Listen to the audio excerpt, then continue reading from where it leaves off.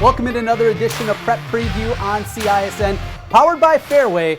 I'm Trent Condon. Glad to have you aboard with us as we take a look forward to week 3 of the Iowa High School football season and look back at what we saw in week number 2. Before we look forward, let's take a look back and start with the rivalry matchup that seemingly everybody talks about each and every year, Valley-Dowling. Coming into the game, there were many rankings that had Valley number 1, though West Des Moines Valley needed to replace 22 starters from a year ago. A high-powered offensive attack led by 4-star transfer quarterback Jake Rubley was the talk. In the backfield, Jaden Williams, another 4-star athlete that is committed to play at Kansas State. Eli Reardon, their tight end. He's got offers from teams across the country and out at wide receiver. Matthew Mahoney and company, along with Cale Nessheim. Big-time firepower with the offense, you would think.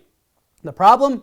You need help up front. In order to get those skill position guys going, you got to have blocking, and that was not the case for the Valley offense. An offensive line that was absolutely dominated by the front of Dowling Catholic. Dowling was able to do seemingly whatever they wanted in the game. They were credited in the matchup with 11.5 tackles for loss and 7 sacks, and I'll be honest with you, it felt like it was even more than that. A dominating performance out of Dowling Catholic, and people wondering, is this going to be the year following Dowling Catholic's going to be unseated? Did not look that way on Friday night. Dowling did enough with the offense, went out there, their first 2 drives, marched right down the field, a couple of quick touchdowns, jumped on the board, and Valley never could respond.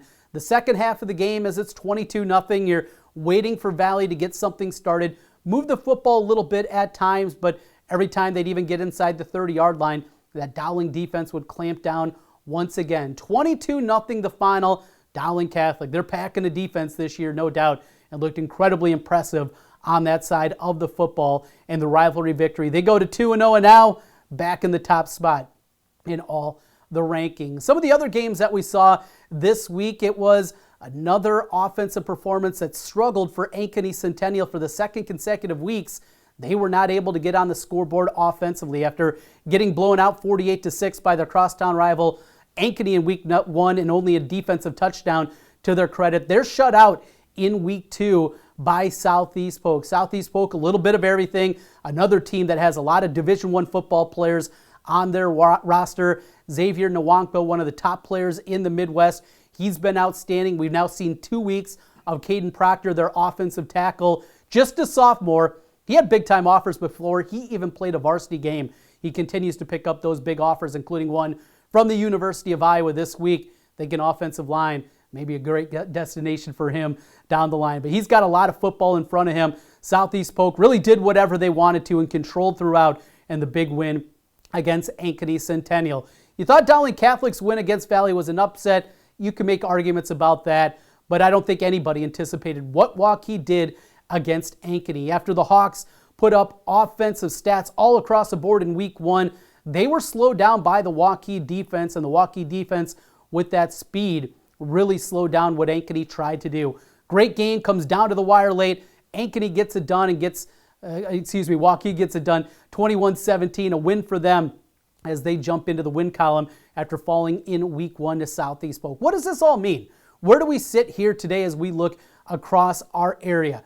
Urbandale still hasn't been tested. Had the big lead in week number 1 against Johnston, gave it up, came back, and got the victory. They sit at 2-0. The Jayhawks squad, we're still trying to feel out, talking about college football players at the Division I level. Urbandale has 3 of them on there. There may be that underdog team, that team a little bit off the radar right now we're keeping an eye on. You know Dowling's going to be there. And Gary Swenson and company, you have to assume that they're going to get that offensive line figured out, and they're going to be much better going forward up front. And if they get a rematch against Dowling, better than what we saw on Friday night.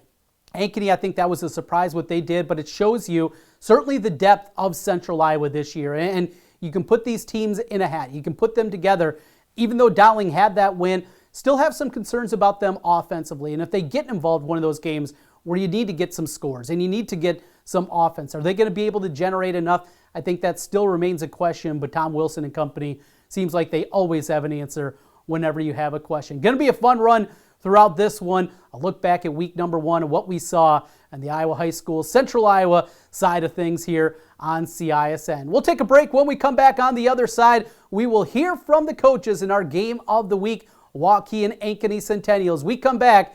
It is Prep Preview on CISN, powered by Fairway. We're back with more here in a moment. Focus. To define what is most important and commit yourself fully. It's why at Fairway, only the best meat makes the cut. Our fresh fish is full of flavor, and our produce is picked with incredible care. It's why we have fewer aisles, greater savings, and the most personal service. At Fairway, our focus is and always will be giving you the best in meat and grocery. At MidAmerican Energy, we put our energy into making communities stronger, safer, and ready for the future. We support STEM education and community safety, special events, and economic development activities. We energize our cities and towns just like we have for decades, all to help make your community the place where you want to build your business, your legacy, and your life. It's another way we're obsessively, relentlessly at your service.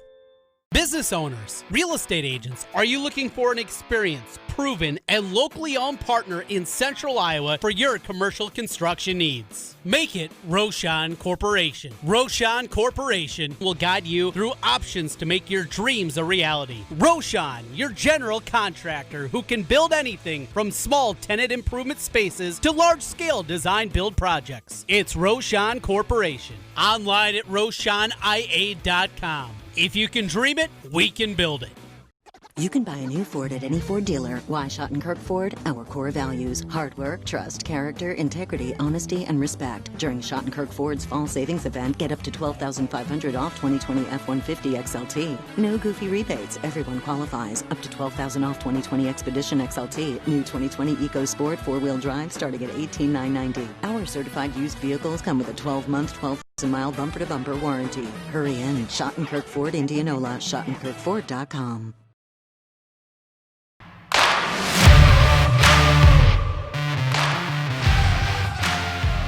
Conversation with the coaches here on CISN, powered by Fairway. Time to hear from the co-head coach for the Ankeny Centennial Jaguars. He is Ryan Pizzetti, up next with Paul Yeager. All right, Coach, you're back home. You've probably played two of the toughest teams in Class 4A. What's that taught your team? Oh, absolutely. You know what? When you open up with a team like Ankeny that has so many returners, skilled kids returning, top in the state, and then you go over to Southeast Polk, and they're just so deep, physical, big, and again, a lot of returners. And in this age, you know, with everything that happened this summer and still going, those teams that are talented and have returners coming back definitely have the upper hand. We do not have a lot of returners, as you know. But we're getting there slowly but surely. With the climate of this year, with everybody making the playoffs, we keep on telling our kids, you know what, we got to peak after week 7. Let's keep on going. We're young, we're inexperienced, but we are making strides. When you play a team on a varsity Friday night, you can talk to your blue in the face about the speed of the game. Mm-hmm. And if the guys haven't had that and haven't even had the practice reps, I mean, practice has been disrupted. We've talked about that. Mm-hmm. You've got their attention now, I'm guessing. So what has practice been this week now that you have those previous 2 games? Absolutely. You know, with an experience comes, you know, it's just a shock and awe of a Friday night and how fast these opponents are playing, whether it's Ankeny, Southeast Polk, and then Waukee this week, you know. And I talked to Waukee coaches this summer. This is their last year as one school before the split, so it is a special year for those guys, and they want to end it with a bang. But you know, just like when you talk about the speed of the game, it is, you know, like for example, J.J. Cole, you know, he's been playing quarterback for us, and in this sense, you know, going from 9th grade football to going from varsity football, quite a few of these kids are 1 year away from playing Division I football, whether it's at Iowa, Michigan, Iowa State, you know, go right on down the line where these kids are going or been offered. So I mean, it's a significant difference, but in the end of the day, we want these kids to improve as football players and improve competitively. Tonight, you've kind of talked about maybe a little different look of things. How's he taking the coaching? He's a great kid. He offense? comes from a coaching family with Jamie and his grandfather. So he's been around it his whole life. He's a great kid. Understands the game as it comes to him. He realizes that, you know what, you just don't turn on a switch and everything's great for you. But he realized that it's a process, and he's working towards it, and he's getting better with every day. What's key defensively tonight that you have to do? Oh, number one, we need to stop the run. They're real physical up front, and they're big. We need to be able to stop the run. If you can't stop the run, you're going to have a hard time winning any game. So number one, stop the run, and then just contain them. Make them drive the ball on us. We can't give up big plays on defense. We need to make sure we're consistent. And then on the offensive side of the ball, we need to be more consistent. There's times that we put in drives together, and then it falls apart in the end. We're just looking to be consistent from whistle to whistle. All right, Coach, co-head coach Ryan Pizzetti, thank you so very much for your time. Have fun tonight. Yeah, thanks a lot. Focus. To define what is most important and commit yourself fully. It's why at Fairway, only the best meat makes the cut. Our fresh fish is full of flavor, and our produce is picked with incredible care. It's why we have fewer aisles, greater savings, and the most personal service. At Fairway, our focus is and always will be giving you the best in meat and grocery. If you plan to buy a franchise business or you're thinking of starting a new franchise, there's a lawyer right here in Central Iowa that can help you through the process. Rush Niggett of Brick Gentry Law PC has set up an affordable service to help individuals considering buying or starting a franchise business. Learn more online at rushonbusiness.com. Let Rush Niggett help you buy or start your franchise. Rush Niggett, the franchise lawyer with Brick Gentry Law PC. It's good to have Rush on your side. In Iowa, we grow corn, but to us, corn is more than a cash crop. It's part of who we are. Corn supports our livestock, helping our animals thrive. Corn fuels us. Ethanol powers our state as we push towards a clean, burning future. Corn nourishes us. It gives us an abundance of good food that nourishes our families, helps our student athletes grow stronger. In Iowa, we grow corn. But the truth is, corn grows Iowa.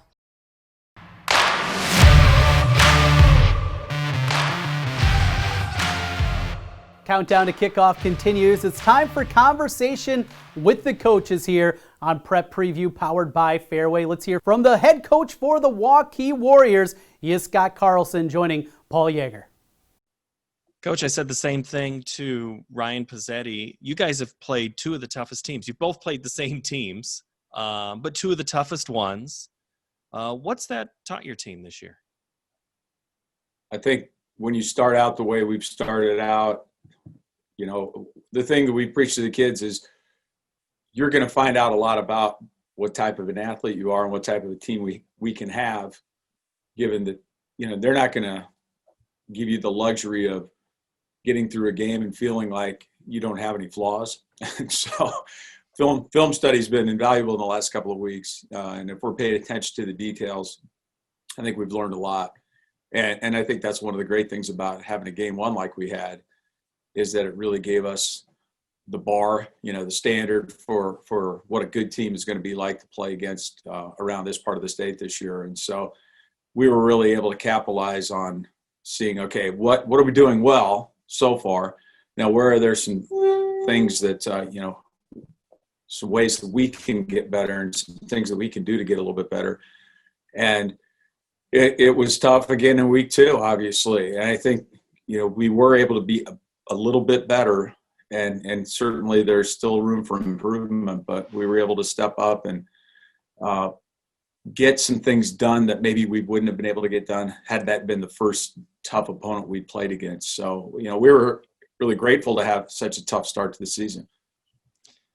So when you look at, there's always that week 1 to week 2 improvement. Some coaches think there's even more from 2 to 3. So what are you anticipating tonight in areas that you hope to see improvement? Well, again, I think it's, it comes down to what you can do up front. Those guys working together, I think especially on the offensive line, the chemistry is so important because every single play, those guys are communicating, they're anticipating. They have to think about, okay, in the big picture, the guy next to me, what is he going to be doing? And then what am I going to also do so that we can be successful? And so there's that. Obviously, I think you hit the nail on the head. 2 to 3 is, okay, so here's what we were able to do. Now, how can we do it with proficiency? We've worked at it. We've gotten better at it. Now, we always talk about what can you do so it feels like you're just breathing instead of having to think to play. And so you can play fast and you can play, without thinking a lot. And so I think that's probably where the week 2 to 3 comes in. Is you can see if you've made steps to get to that level of proficiency and be one of those good teams. What do you have to do well on the defensive side of the ball tonight to win? I think one of the things we found out in week 2 was it's okay to give up a play as long as you keep things in front of you and you rally and then it doesn't become a fatal flaw. But if you give up that big play and then it can snowball into maybe 2 or 3 other bad plays over the course of the evening, that can pose a real problem. So, Centennial poses so many problems because of the scheme and the athleticism. You're going to have to be really, really disciplined. It is a bit of a different defensive plan that you have to have going into that game. But I think the overall focus remains the same, and that is try to rally to the ball, and maybe even more so this week, because if you let those guys off the hook with 1 or 2 tacklers, they're the kinds of guys that can break free and get those extra yards. So we've got to rally to the ball and keep the ball in front of us once again, I would say.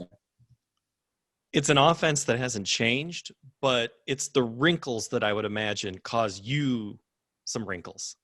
Yeah. Well, look at this face. It certainly does. And, obviously as long as we've been in 4A, we've been playing Ankeny. We've maybe played Ankeny Ankeny Centennial, Coach Pizzetti's teams, as much as anybody we played in 4A. And so while the scheme's a little bit better over the course of time, it's still mind-boggling, the different types of things that they can do. And again, when you equate it to the overall season and you build your defenses to stop certain schemes, and then all of a sudden here's this scheme, and it's very unique and very dynamic. And it depends a lot on their personnel in terms of what they're going to try to do, of course, just like everybody else every year. But no, it presents some challenges and I think a lot of frustration for the athletes, because even though you've been trying to prepare for this for years, those athletes haven't. This is pretty unique to them every week when they have to face them in a year like this year. So we're hoping that the lessons have set in this week and we'll be able to play fast on defense. Offensively, what do you guys need to do to win tonight?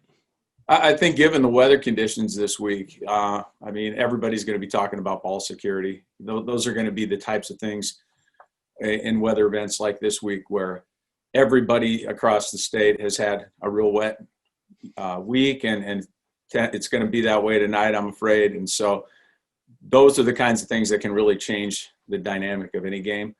So ball security, taking care of the ball, even if, it's 3rd and 1 and you don't convert, if you can just get the punt versus, getting the turnover tonight, field position is going to be critical tonight, I think.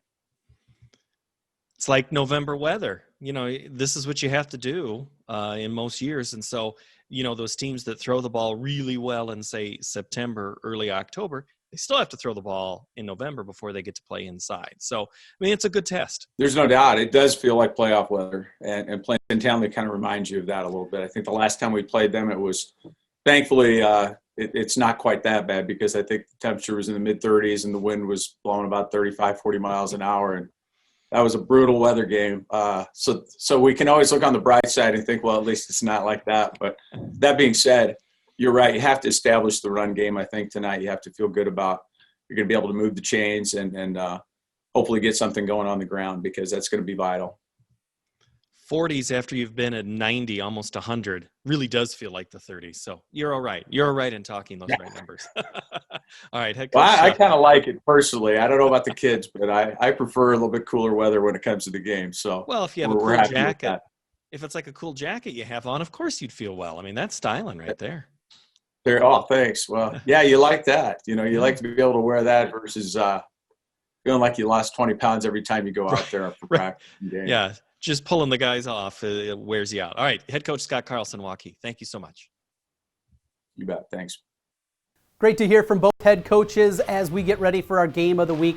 It's Waukee and Ankeny Centennial, and the video stream coming your way on CISN. You're watching Prep Preview, powered by Fairway. We'll come back. We'll get ready for that matchup, some of the other big ones across Central Iowa here tonight as we continue Prep Preview on CISN. We're back with more in a moment. Focus. To define what is most important and commit yourself fully. It's why at Fairway, only the best meat makes the cut.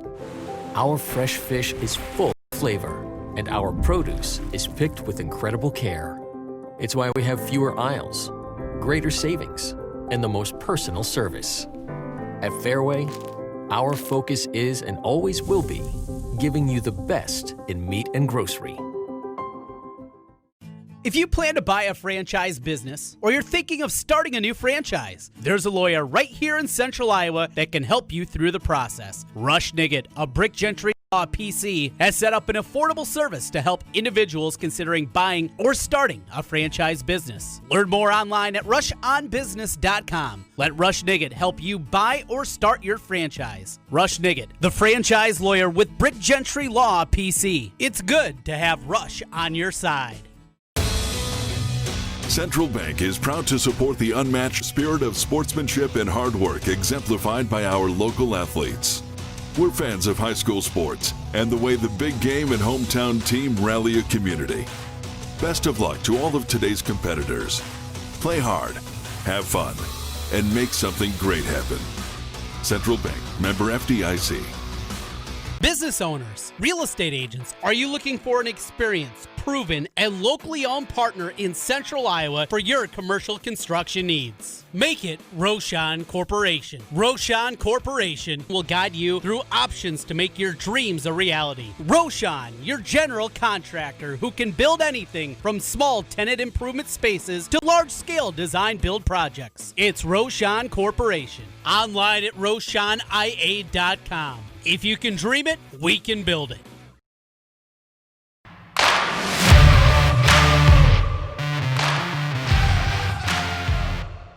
Trent Condon back with you one final time on Prep Preview on CISN. We're powered by Fairway.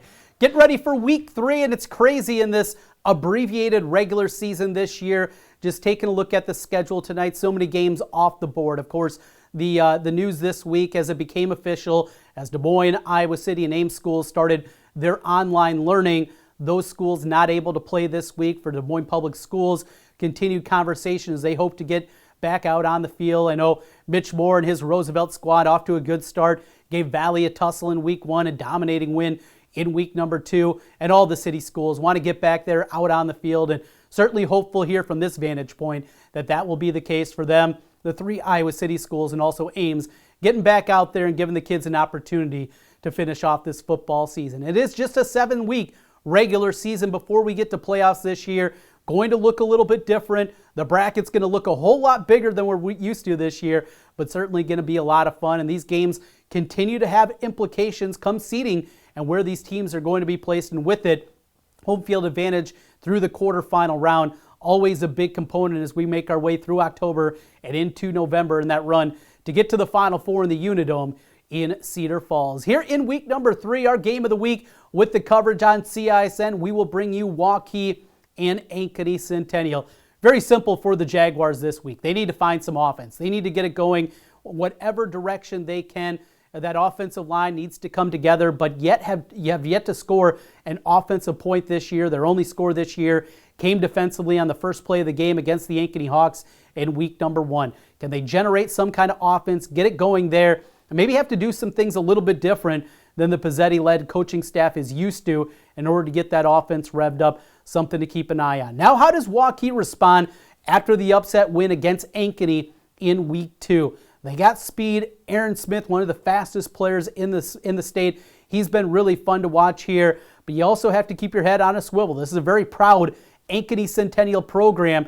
Cannot afford a letdown here in week 3 with the Jaguars, and a road trip also with it for Waukee. That's our game of the week. We'll have that coming up. Some other games of note to keep an eye on. How about Ankeny? The Hawks going north up to Fort Dodge this week to take on the Dodgers, a Fort Dodge team that has put up some huge offensive numbers this year. That's one to keep an eye on. The Ankeny Hawks, we know how high-powered that offense can be. Sputtered a week in week number 2. Expect a lot of points with the Dodgers in the Hawks in that matchup. Dowling Catholic, how do they respond after their win against Valley last week? They go on the road up to Johnston to take on the Dragons. Johnston has found a few things offensively here. They can score some points. Will they be able to do it against Dowling? We will find out here tonight. Valley is off tonight. They look for a game this week. Weren't able to find anything on the schedule to complete their week 3 schedule, but they're not going to be playing this week. We also mentioned the Des Moines schools are going to be off, so a pretty light slate of games overall across central Iowa. Southeast Polk, though, they did find a game this week. They'll be heading over to Cedar Rapids to take on Cedar Rapids Jefferson, so we'll take an eye out in eastern Iowa and keep a look on that. Class 3A, a lot of local interest involved. North Polk is hosting Carlisle. Norwalk making their way over to Adel to take on ADM. Just some of the games scheduled this week down in Class 3A. Always good football. It's week number 3, almost halfway through the football season. Absolutely crazy to think about. We'll get ready for kickoff coming your way next on CISN. You've been watching Prep Preview, powered by Fairway. We'll talk to you again next week.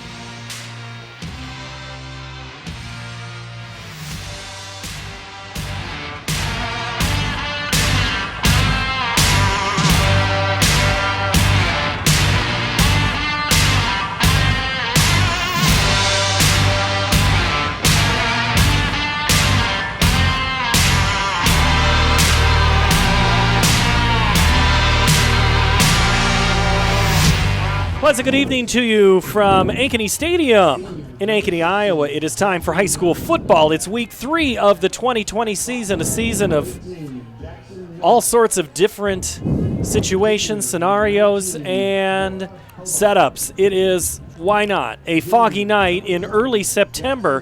Feels like 59 degrees. The temperature is 60 degrees. We're going to get to a low of 56 before the game is done. We are going to not see the sun. We're going to see wet conditions. It is a late October evening in early September. Hello, everybody. Paul Yeager alongside Tim Halber. We'll have Jeff Brooks with us in a little while. Tonight, Waukee at 2-0. The Centennial Jaguars at 0-2. Two teams who've played the same two teams. Ankeny is one common opponent, and the other is Southeast Polk. Now, Waukee, they were able to come from behind in the fourth quarter and win last Friday night at their home stadium. In the opening game, Centennial fell 48-6, and then last week fell at Southeast Polk 29-0. The Rams and the Warriors were in a little closer game. That was 21-10. And the Ankeny-Waukee score was 21-17. We have a first-year starter. We've got a couple of move-in players for Waukee, and we've got other players still trying to figure out what their varsity footing is all about. So, Tim Halber, you got 2 in. You say week 1 to 2, you make big improvements. 2 to 3 is really where you find out, especially in this year where you've lost a lot of that preseason. You almost have to treat those first 2 games like a preseason.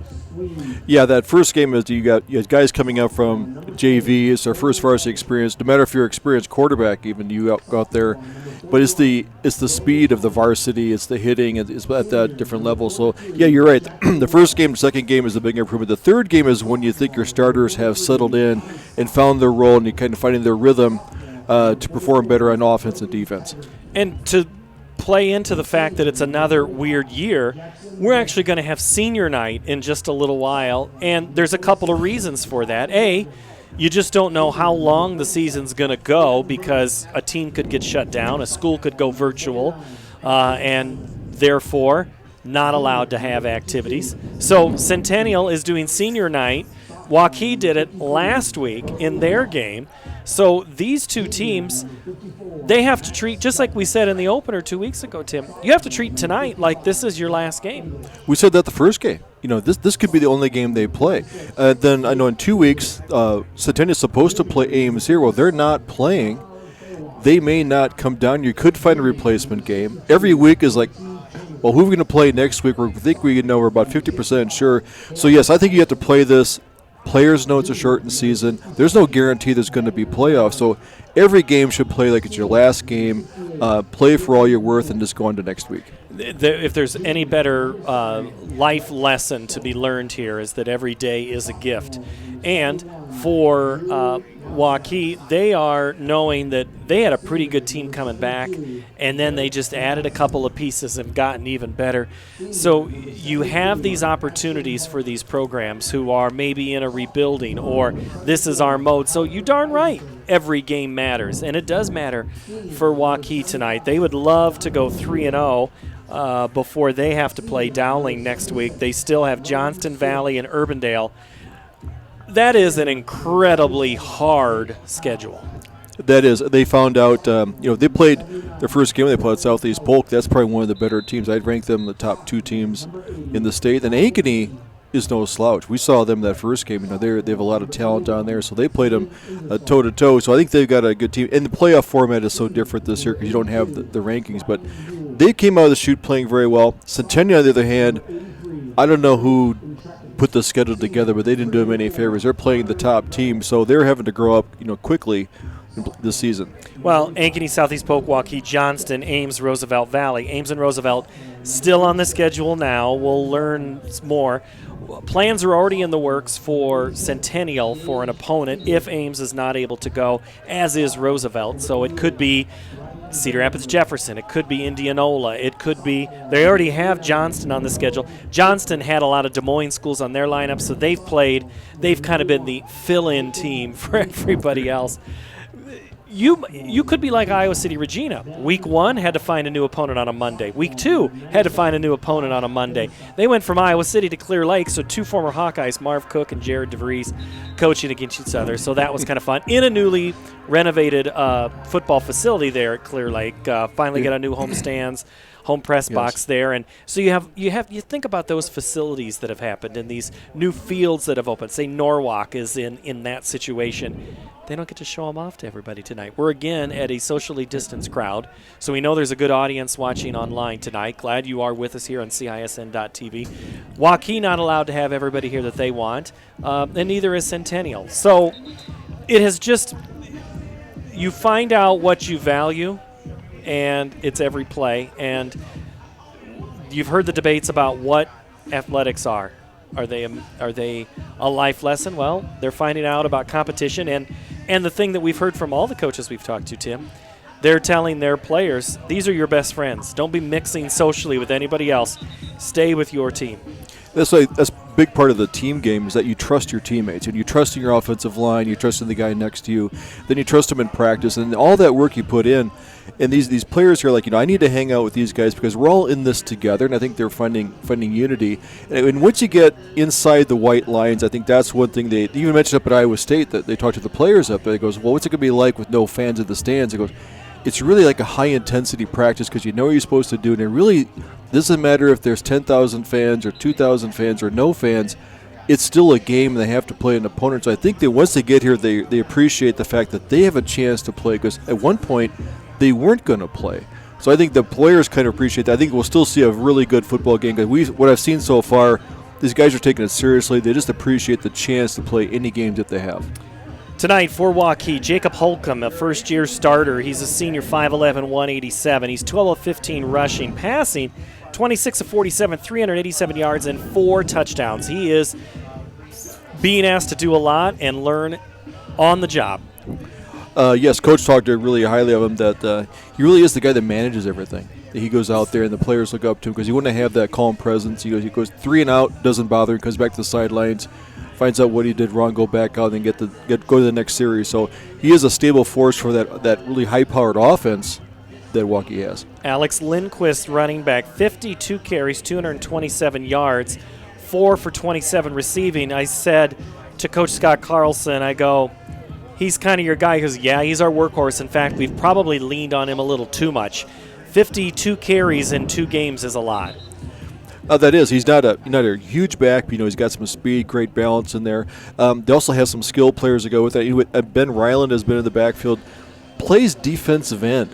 It comes in as a fullback. So I don't wouldn't want to tackle that. So that's a linebacker. Like, okay, that's a guy who's a big guy coming through there. So they've got some size, balance, speed, a good mixture in the offense. Eddie Sadat will also get an opportunity, but more from the reception, but he will sometimes line up in the backfield. 8 catches, 137 yards, and a score. Last week in the game against Ankeny, you heard Eddie Sadat's name a lot, both offensively and defense. The H-back position, some teams like to utilize that. He could play tight end, he could play H-back, he can go in the backfield. That means he could block, pass, catch. Really good athlete to play that position. They got some wideouts we talked about. Though once in a while they have lined up into the Wildcat. So don't be surprised that they have some skilled players out there on the outside that can come in and take that snap. Hayden Huntley and Aaron Smith at wide receiver. Aaron Smith, new to Iowa football from Olathe, Kansas. He's just had 7 receptions for 166 yards and 2 touchdowns. He also carried the ball 4 times. Pretty good addition. Yes, just adds more talent to an already talented position up there. So they have, that's one thing they did last week is they got some speed on the outside. I know Aaron Smith, they kind of talk about he's the guy that can stretch and that defense and challenge the defensive back so it pulls your secondary deeper and creates some holes underneath. Well, they'll be doing battle tonight against a Centennial defensive team that has provided the only offensive points for the Jags this season. So they're going to again rely Griffin Neal, Jackie Wells, Nathan Wildy, and Brody Taggart up front. Owen Vernon, Tyler Johnson, Keegan Adriano, and Cade Stewart. Those front 8 have got to stop a very potent Waukee squad.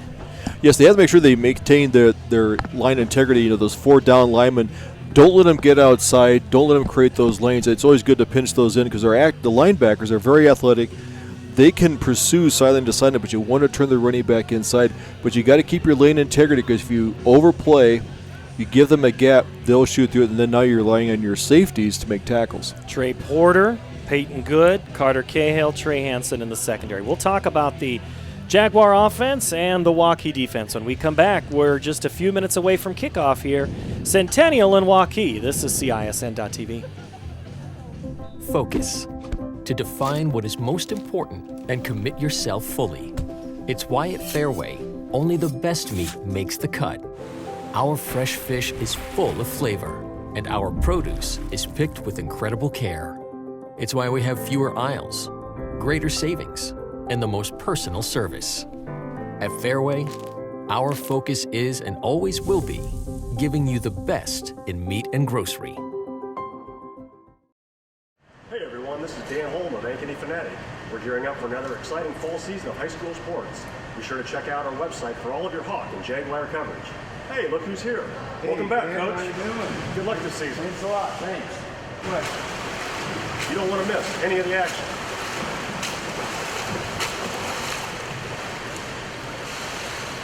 Here we go, Jazz. Thank you. Go to AnkenyFanatic.com for your best local sports coverage around. I always like to stay inside the car. We can be loud and nobody tells us to be quiet. That is a shoulder compliment. Nobody's judging you for what you order. You can get one of everything if you want. When you're in the truck, it's judgment free. In Iowa, we grow corn. But to us, corn is more than a cash crop. It's part of who we are. Corn supports our livestock, helping our animals thrive. Corn fuels us. Ethanol powers our state as we push towards a clean burning future. Corn nourishes us. It gives us an abundance of good food that nourishes our families, helps our student athletes grow stronger. In Iowa, we grow corn. But the truth is, corn grows Iowa. There's no such thing as a pretty eater. You're a pretty messy eater. I'm more of like a neat eater. Flapper can eat in the car, so nobody can see that. Oh my God. How are you guys eating so slow? I'm almost done. No, you have a giant mouth. Ordering groceries online from Hy-Vee is easy, and how I save time, especially during the holidays. For me, it doesn't get any better. Hey, I'll pass the rolls. Please pass the gravy. I got you. No. I'll do it. Hy-Vee Aisles Online. We deliver to Mahomes and your home for the holidays. Does anyone need a knife? No. Centennial and Waukee just about 19 minutes away from kickoff. We're going to have senior night festivities, and we will show you those in just a moment real fast. In fact, we're going to start them right now. We'll talk about the seniors in the stadium presentation now. Today we would like to recognize a group of special young men and women from cheerleading, dance, school trainers, and football. Their hard work and dedication to their teams have been outstanding. Their instructors, coaches, and administration hope their experiences have been positive and that each participant has learned valuable lessons, which will be of benefit as new challenges are encountered in the future. We also recognize the parents of these young people for their dedication, devotion, and support throughout these years. We appreciate these young people's efforts throughout the past 4 years and wish them well in all their future endeavors. Now let's welcome our Jaguar seniors and their parents, beginning with the cheerleaders. Let's meet Aubrey Bloom.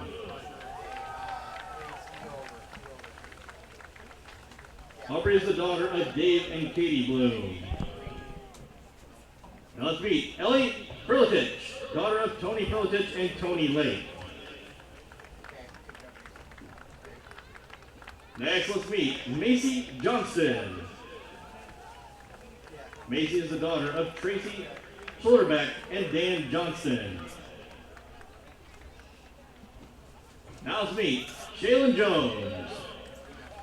Shaylin is the daughter of Brett and Stephanie Jones. Now let's meet Jalissa Kroneman. Jalissa is the daughter of Mark and Christy Kroneman.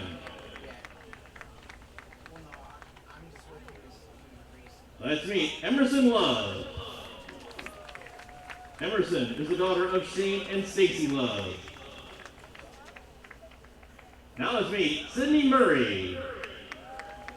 Sydney is the daughter of Shelley and Cole Murray. Now let's meet Jade Nettrower.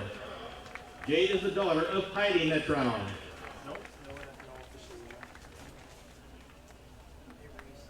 Now let's meet Mary Page. Mary is the daughter of Graham and Tammy Page. Next, let's meet Lindsay Polson. Lindsay is the daughter of Scott and Stephanie Polson. Now let's meet Kaylin Peel.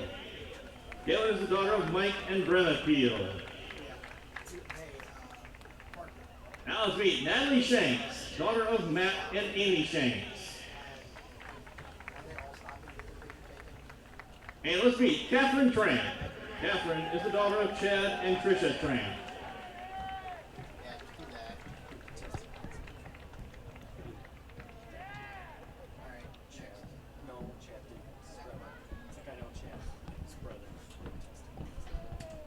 A round of applause for your senior cheerleaders and their parents. Now let's meet your senior dancers and their parents. Olivia Dittmar. Olivia is the daughter of Brad and Amy Dittmar. Now let's meet Miranda Keel. Miranda is the daughter of Brad and Tracy Keel.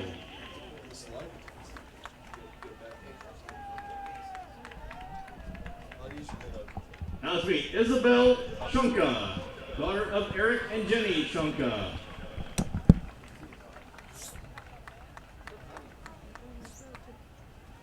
And Logan Thorpe, daughter of Jamie and Michelle Thorpe.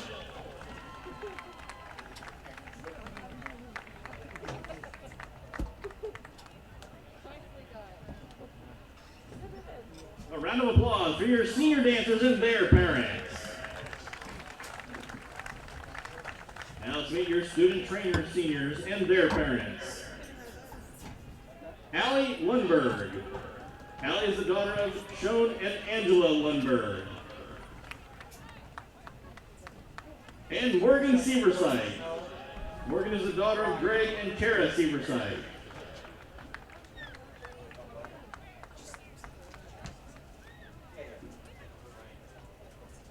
A round of applause for your student trainer seniors and their parents. Now let's meet your senior football players and their parents. Gabe Arredondo, son of DM Carpenter and Tom and Mimi Nguyen. Ashton Barker, son of Eric and Jackie Barker. Jonathan Buter, son of Brad and Ken Buter. Kieran Klein, son of Mindy Klein and Kevin Klein. Thomas Collins, son of Gentry and Christy Collins. Jackson Glenn, son of Kerry Glenn and Garrett Dodge. Trey Hansen, son of Eric and Stacy Hansen. Zachary Hansen, son of Eric and Stacy Hansen. Alex Heimer, son of Joe and Dawn Heimer. Nate Howe, son of Gary and Connie Howe. Tyler Johnson, son of Brad and Robin Johnson. Austin Jones, son of Dave and Sue-Ann Jones. Garrett Madison, son of John and Patty Madison.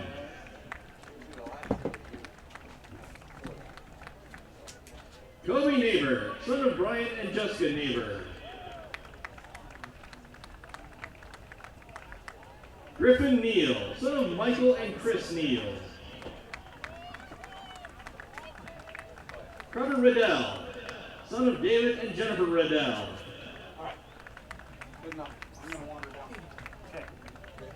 Caden Stewart, son of Pat and Angie Stewart. Logan Stewart, son of Tony and Michelle Stewart. Jonathan Stockwell, son of Dennis and Tina Stockwell. Scott Talmadge, son of Jeff and Lori Talmadge. Ryan Ewell, son of James and Carmen Ewell. Owen Vernon, son of Doug and Kim Vernon. Jackie Wells, son of Jackie and Sarah Wells.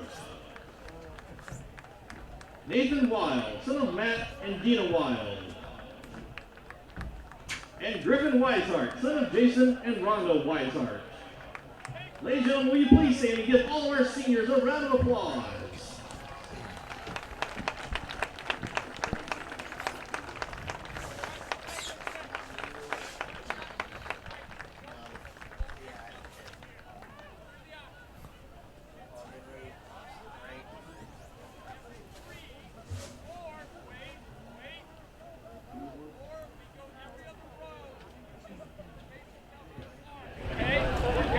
There are your seniors from your respective programs involved here with football, from the dance team, the cheerleaders, athletic, and then the players themselves. Presentation of the colors, the national anthem, and kickoff when we come back. High school football, Waukee and Centennial in just a moment. This is CISN.TV. Mid-American Energy, we put our energy into making communities stronger, safer, and ready for the future. We support STEM education and community safety, special events, and economic development activities. We energize our cities and towns just like we have for decades, all to help make your community the place where you want to build your business, your legacy, and your life. It's another way we're obsessively, relentlessly at your service. Hi, I'm Joe the Car Guy with Westside Auto. I'm excited to tell you about our new lifetime oil change plan. When you purchase our plan, you'll never have to pay for an oil change again. If you get a different car, simply transfer the plan over. If that car's oil needs are different than your original plan, just pay the difference. It couldn't be simpler. You won't have to worry about inflation or prices going up. Give us a call at Westside Auto Pros to get details on the lifetime oil change plan. And remember, when I say lifetime, I mean your lifetime, not just your car's.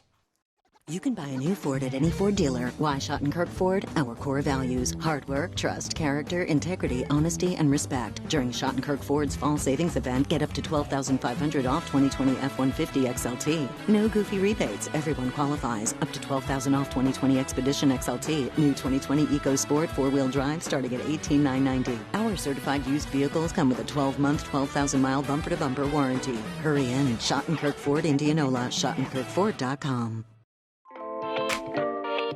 Hi, I'm Chris from Fireplace Superstore, and this has been a crazy year. We might just run out of furniture, but we still have a great selection right now. We have wicker, we have fire pits, we have poly, and if you want something for your deck this year, you should come see us right now.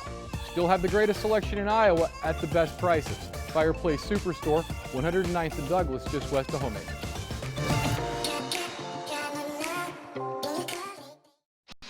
Save thousands now at Schottenkirk Chevy Waukee. 15% off 2020 Equinox and 2020 Trax, or 0% for 84 months. 15% off 2020 Sonic and 2020 Spark. WaukeeChevy.com. 12% off 2020 Blazer. 10% off 2020 Colorado. Up to $15,000 off new 2020 Suburban. We're in a position to give you more for your trade. As always, we're a partner you can count on. Schottenkirk Chevy Waukee. WaukeeChevy.com. Godfather's Pizza's Autumn Feast. A medium specialty pizza, a medium pepperoni pizza, and my new caramel apple streusel with Twix candy pieces. Get yours today. Hi, I'm Joe the Car Guy with Westside Auto. Without question, the COVID-19 pandemic created many disruptive changes in our lives. Some of us got sick, jobs and income were compromised, it was difficult to even spend time with family and friends. But one thing hasn't changed, and that's Westside Auto Pro's commitment to quality service, and that will never change. We're here to make sure you get maximum performance and reliability from your vehicle. So as we all move forward, keep Westside Auto Pros in mind. You've been through enough. We'll make sure your car is the least of your worries. We might not always know what the day will bring, but some things are certain. The sun will rise and your lights will go on. That's because at MidAmerican Energy, we're obsessively, relentlessly committed to providing you energy when and where you need it, to connecting with you and keeping our communities safe and strong. Because the most important thing we put our energy into is you. We're obsessively, relentlessly at your service. Focus. To define what is most important and commit yourself fully. It's why at Fairway, only the best meat makes the cut. Our fresh fish is full of flavor, and our produce is picked with incredible care. It's why we have fewer aisles, greater savings, and the most personal service. At Fairway, our focus is and always will be giving you the best in meat and grocery. Obsessively, relentlessly. That's what you can always expect, even when faced with the unexpected. It's a service we take seriously, providing comfort in the rain, tools to help you save, a helping hand along the way, and from a safe distance away, delivering the energy you need while going the extra mile. Regardless of the times, our team remains committed to you. Ladies and gentlemen, remind you to please remain Centennial and Waukee coming your way in just a moment as the two teams are making their way back out onto the field. Let's tell you about the Centennial offense. J.J. Cole gets another start at quarterback. He's the sophomore looking to have continued improvement as he moves along, and that's one thing that co-head coach Ryan Pizzetti says he is doing there, Tim Halber, is that he is making the reads, and he says the one thing that he's really liking, he's asking the right questions. Yeah, so you want your quarterback to have the right question, not the wrong question. But, yeah, he's got a lot of talent, and even Coach Carlson said that too, that he's 6'6", he's got the height, he's got the arm. It's just a matter of getting that game speed, slowing down for him mentally, that he can find the receivers. So Tyler Johnson is running back. He's looking to find some more positive yardage, as is Austin Jones. But really, Isaiah Stearns at wide receiver and Dominic Berry, guys, Trey Hansen, there's actually quite a lot of catches. There's a little more passing in this offense that we're used to seeing. Yeah, and they're used to using the tight end. I'm surprised we probably may call Carter Reynolds or maybe even other tight ends getting the system, but the wideouts can kind of spread it out, create some room on the inside because there used to be a big power offense with their tight end.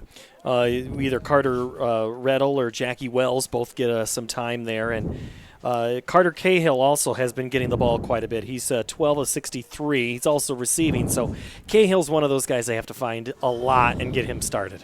And we've called that name before at previous games, and that the Cahill name brings a lot of talent. It's a good, strong athletic family there, but yet they've got to play this multi-dimensional. One thing that Centennial does, they have those multiple running backs come in. Which ones get the ball because they're all talented. Up front for Waukee, Caleb Paulus, Aiden Gutierrez, Morris Kone, and Ben Ryland. That's an impressive front four.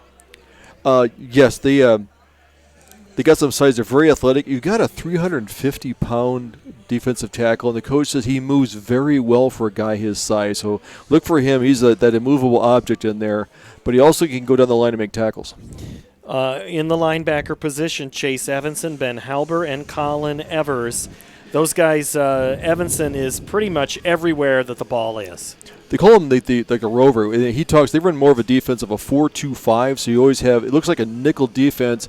They may bring one guy up and look like a 4-3. They could do like a 44 defense. So multiple looks for that offense and for that young quarterback. Cornerback spot, Bill Mukhtar, Aaron Smith, and then back deep safety, Garrett Morris, Joe Morrison. Want to make a quick correction from something I said just a couple of minutes ago about Waukee players and where they're from and who is new. Dale Stout is the transfer who played with Arlen Bruce, and he did catch the game winner against Ankeny last week. Aaron Smith plays both ways. I had notes about them both, had them reversed. So Centennial is making their way to the south end zone. Waukee is already on the far sideline. And Waukee will be in all white tonight with the purple helmets and purple numbers, and the Jaguars are in their all black uniforms tonight, both tops and bottoms. White numbers, white pants with the trimmed in the maroon stripe, both down the pants and the helmet and the silver helmet. So they are huddling underneath the goalpost, and here come the Jaguars.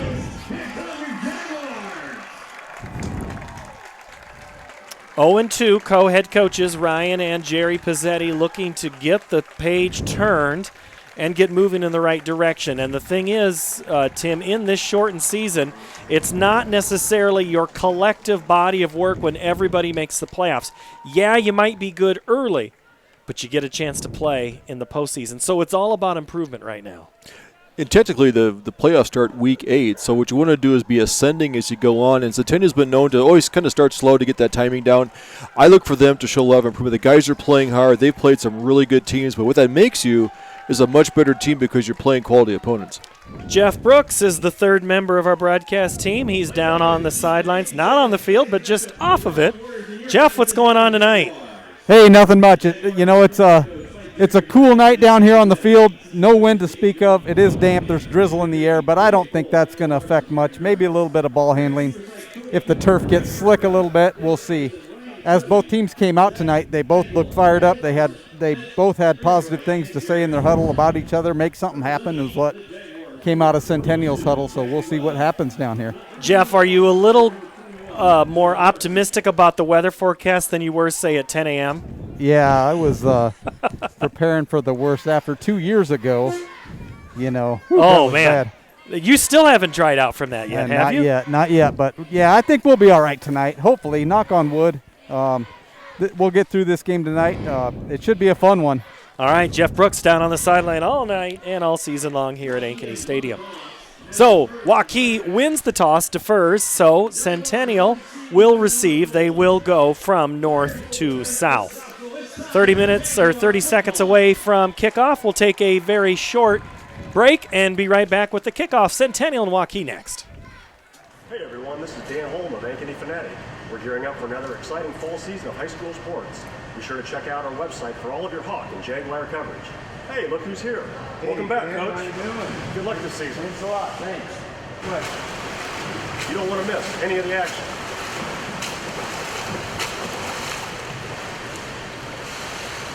There you go, Jeff. Thank you. Go to AnkenyFanatic.com for your best local sports coverage around. I always always like to stay inside the car. We can be loud and nobody tells us to be quiet. That is a shoulder compliment. Nobody's judging you for what you order. You can get one of everything if you want. When you're in the truck, it's judgment free. Isaiah Stearns back deep for Centennial. He is on the far side of the field, joined by Owen Gates. And lining up to kick it for Waukee is Lucas Bartacek. He's got the sign. We got the hands in the air. We're ready for high school football. Week 3 underway, and it's a high end-over-end kick right at the goal line. Gates' momentum, only his feet take him. He comes out to the 10, hit at the 20, still on his feet to the 27-yard line. Return of 27 yards before he's tackled by Joseph Lindholm. It'll be 1st and 10 for the Jaguars on their offense. First offensive series tonight, J.J. Cole, the sophomore. You got to think about this one, Tim. Just 2 years ago, he's playing 8th grade football, and tonight he's a varsity starter. Yes, he's grown a lot. Didn't he grow 4 inches over the summer? So he grew into the position, so to speak. And that's one thing his dad, Jamie, told me. I had a chance to run into him in the parking lot. He says he giraffed up a little bit. So let's see what JJ can do on first down. They're going to do the reverse counter, and they're going to go left side with Trey Porter. And Porter's got some room down the far sideline. He's knocked up into the air and out of bounds. Tackle for Waukee. Joe Morrison also in there. Looked like Carter Smith. Yeah, good misdirection there. 2 fakes and handing it off to Trey, getting on the outside. Good blocks on the outside there to spring him. The defense reacting appropriately. 1st and 10 up to the 46-yard line. Jaguars right in front of where we're sitting. In motion goes Porter. He gets it. Porter cuts in, then out. He's across midfield into Waukee territory. 2 huge runs for Porter inside the 25-yard line. Gain of almost 30 yards on that play. 30 yards. In his 2 carries, he's got 2 rushes, 48 yards already for Trey Porter. Well above what he had into the season coming into tonight, 12 for 33. That's another dimension. He's a tall, lankier junior. Has a good speed. He runs upright. It's a good running back. Cole under center. Ball barely gets through the 3rd man through. That was more of a dive play with the 3-back look. And the handoff was Carter Cahill. One thing Coach Carlson talked about is that this is a very dangerous 0-2 team for his defense. So to get out there and expect the unexpected, they're going to put a few different wrinkles in there, and they're going to have to keep their heads up, not looking for the old offense they used to see. Well, and they've seen this team a lot. When the Pizzettis were still on the south side at Ankeny High, Waukee's played them, and now they're playing them as the Jaguars. Cole throws for the end zone. It's going to be just a little much for his intended receiver, which was Isaiah Stearns on the pump fake.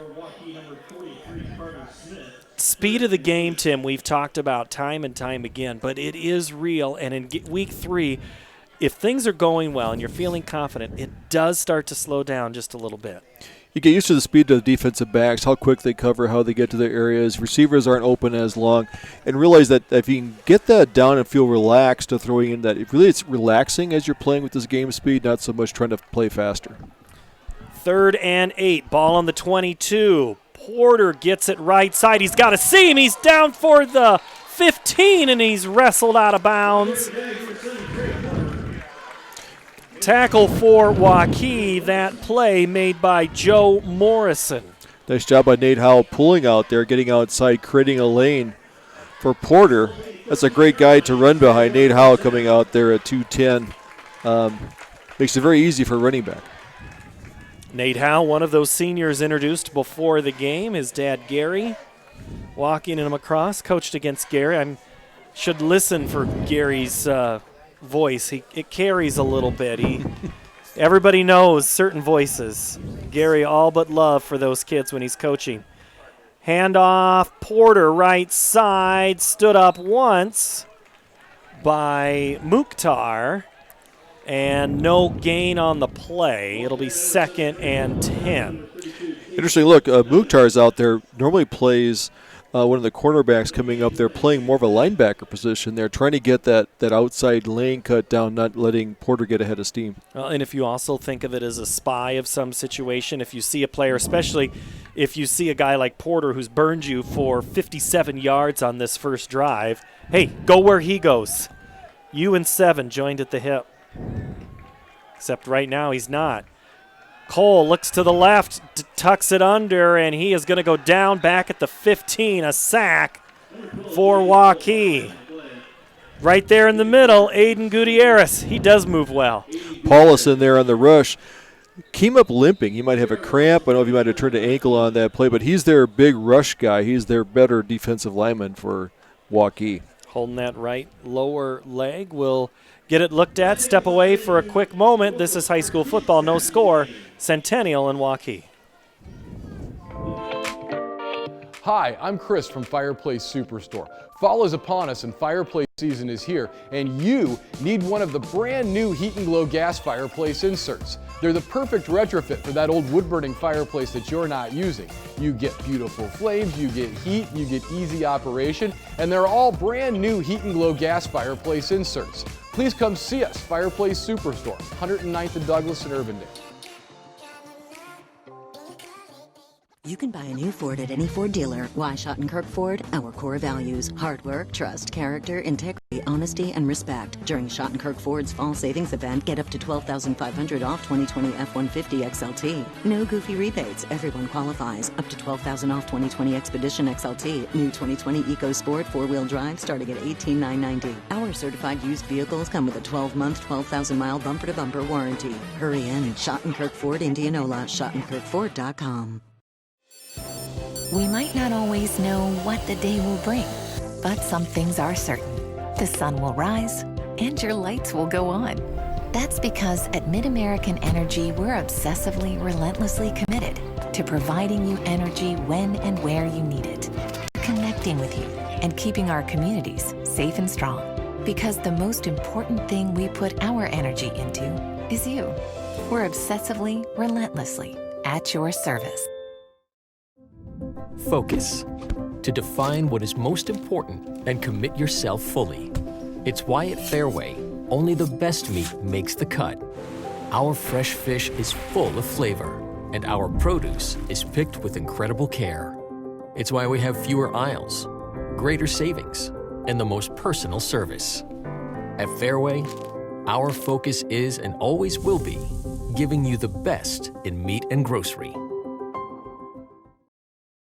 Caleb Paulus heads off on his own power. Good sign for Waukee. Cole throws right side towards the end zone. Incomplete. It will be 4th down and a field goal opportunity for the Jags. These are big points for them. They have yet to score an offensive any points this year, so getting that first score was going to be a key of the game, that they can get their offense going, march down the field, a touchdown, at least a field goal to kind of get that, to take an early lead to give them that offensive confidence. On to kick, Austin Jones.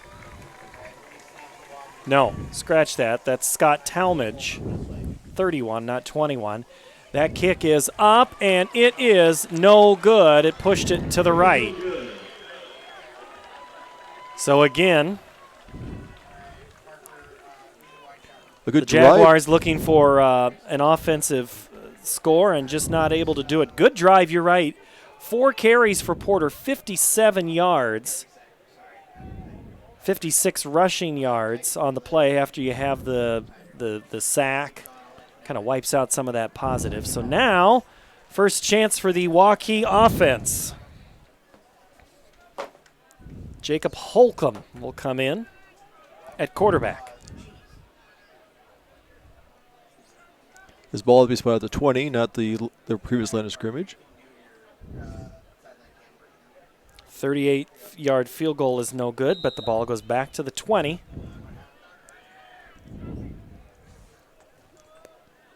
Lindquist. Sadat comes out to the near side, along with Dale Stout. Holcomb play action, right side, has the catch made. out of the backfield, Alex Lindquist, his 5th catch on the season, and it's a pickup of almost 6 yards. Quick hitting offense out there. Plays coming in for the sideline, so they set up their offense, look to the sideline. The whole team picks up the signals. Usually there's a variety of signals, some for the linemen, some for the wideouts, and for the quarterback. 2nd down for Holcomb. Gives it to Lindquist up the middle. He's stopped short of the 1st down, but darn close. First contact came Owen Vernon in that linebacker position.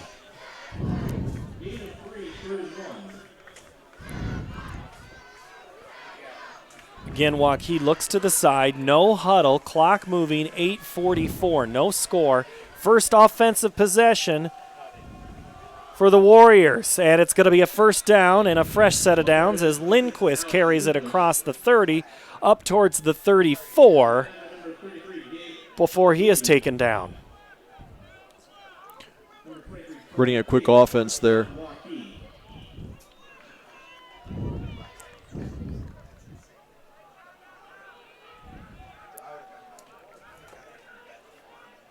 Two receivers left, one back. They're going to throw to the near side, go under to the tight end. And looks like Eddie Sadat. Sadat, I couldn't tell if it was 88 or 89 on first, but Sadat, his 9th catch of the season. Both about the same times. Eddie Sadat is 6'3". Metz, who was the other tight end, is 6'2". They're very similar in their style. Sadat lined out there as the H-back, a little bit wider, turning inside. Now he's in that H-back formation again. Holcomb sends Sadat in motion. And before the snap, a whistle and a penalty, or were we on the clock? I think Sadat moved forward a little bit before the ball was snapped, so that would be a forward motion. Yep, it is. False start, moves him back. So what was 2nd and short becomes 2nd and 7.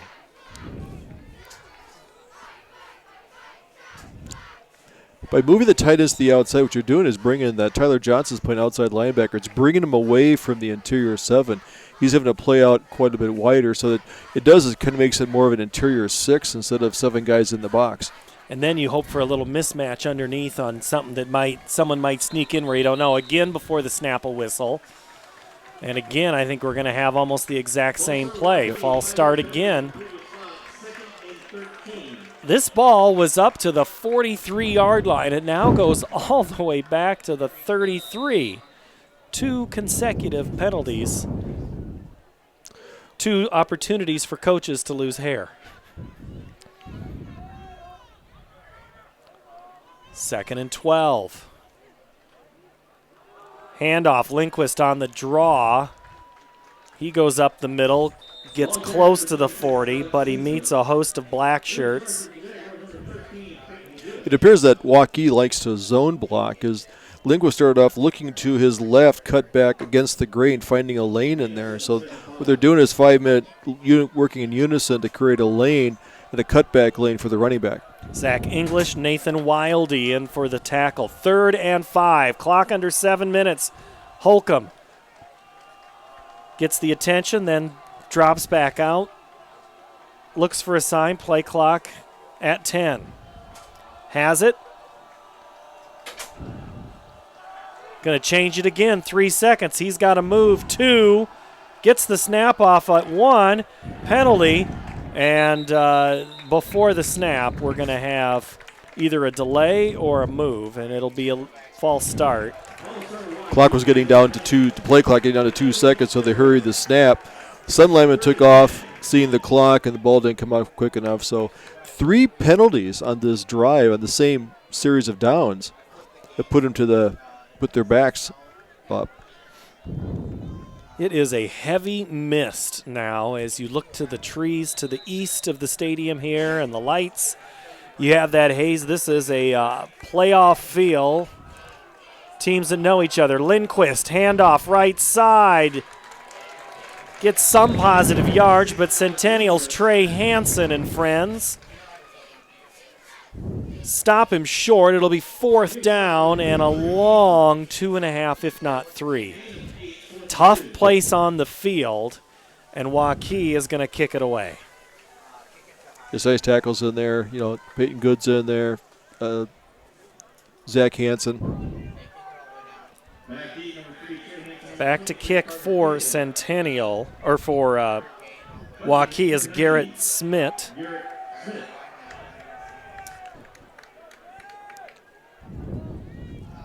And Trey Hansen back deep for the Jaguars. And coming up to get it, though, the other return man, and catching it in a fair catch motion is Carter Cahill. We have whistles after the play. Official timeout. Official timeout. We'll step away as well. No score. 5:30 to go, first quarter. The COVID time. Stay inside the car. We can be loud and nobody tells us to be quiet. That's like a shoulder compliment. Nobody's judging you for what you order. You can get one of everything if you want. When you're in the truck, it's judgment free. Ordering groceries online from Hy-Vee is easy, and how I save time. Especially during the holidays. For me, it doesn't get any better. Hey, I'll pass the rolls. Please pass the gravy. I got you. No. I'll do it. Hy-Vee Aisles Online. We deliver to Mahomes and your home for the holidays. Does anyone need a knife? No. I always like to stay inside the car. We can be loud and nobody tells us to be quiet. That's like a shoulder compliment. Nobody's judging you for what you order. You can get one of everything if you want. When you're in the truck, it's judgment free. In Iowa, we grow corn, but to us, corn is more than a cash crop. It's part of who we are. Corn supports our livestock, helping our animals thrive. Corn fuels us. Ethanol powers our state as we push towards a clean, burning future. Corn nourishes us. It gives us an abundance of good food that nourishes our families, helps our student athletes grow stronger. In Iowa, we grow corn. But the truth is, corn grows Iowa.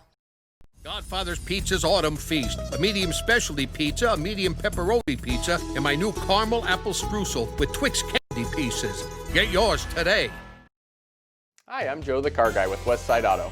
Without question, the COVID-19 pandemic created many disruptive changes in our lives. Some of us got sick, jobs and income were compromised, it was difficult to even spend time with family and friends. But one thing hasn't changed, and that's Westside Auto Pro's commitment to quality service, and that will never change. We're here to make sure you get maximum performance and reliability from your vehicle. So as we all move forward, keep Westside Auto Pros in mind. You've been through enough. We'll make sure your car is the least of your worries. Trey Porter takes the handoff, gets up towards midfield, a gain of 25 yards to start that drive. Looks familiar, Tim. I think they found something that's working. I think they're not used to being on the outside there. He brings a lot of speed to the outside. He's deceptive in his running. He runs very smooth, a little bit upright like an Eric Dickerson. Hey, if he gets the yards, he can run like whoever he wants. 5 carries, 82 yards unofficially so far for Trey Porter. First down and 10 from midfield. Jaguars send a man in motion. They go second one through, and he is stopped right in his tracks. Tyler Johnson struggled to make it back to the line of scrimmage. He had right on him as soon as he had that handoff was Chase Evanson. Evanson, 10.5 tackles on the season. Coach likes him a lot for Waukee. Garrett Smith in there as the defensive end. Paulus is still on the sideline. Not sure if he has an ankle or a knee injury. But they bring in another senior, a 6'4" senior, Garrett Smith, the defensive end.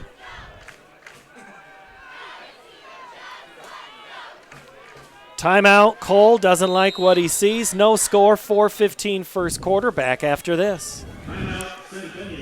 Focus. To define what is most important and commit yourself fully. It's why at Fairway, only the best meat makes the cut.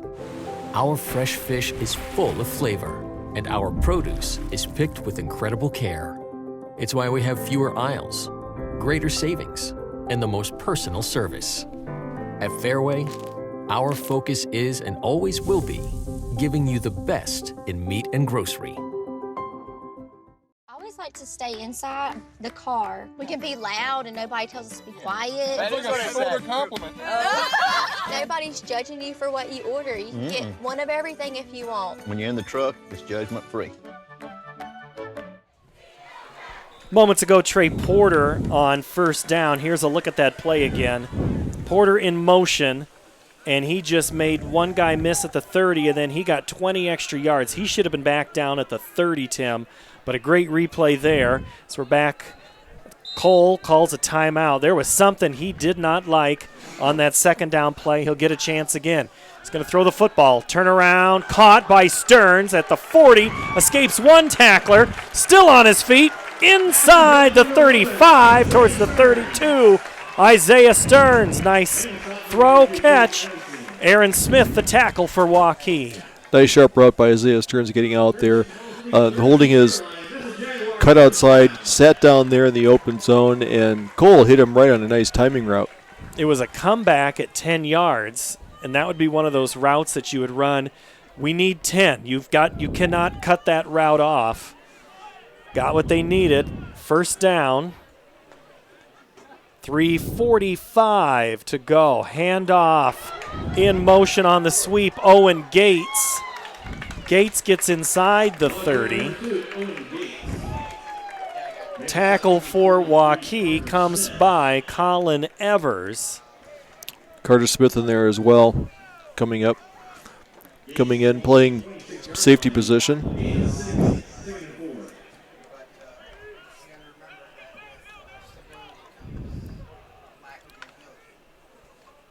Trying to find Owen Gates and get him some carries, more.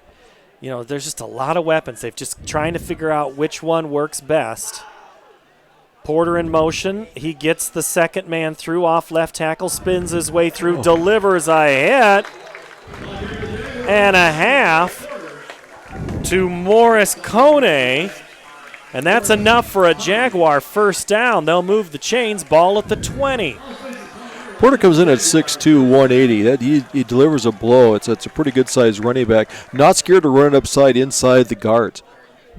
Let's see a running back do that.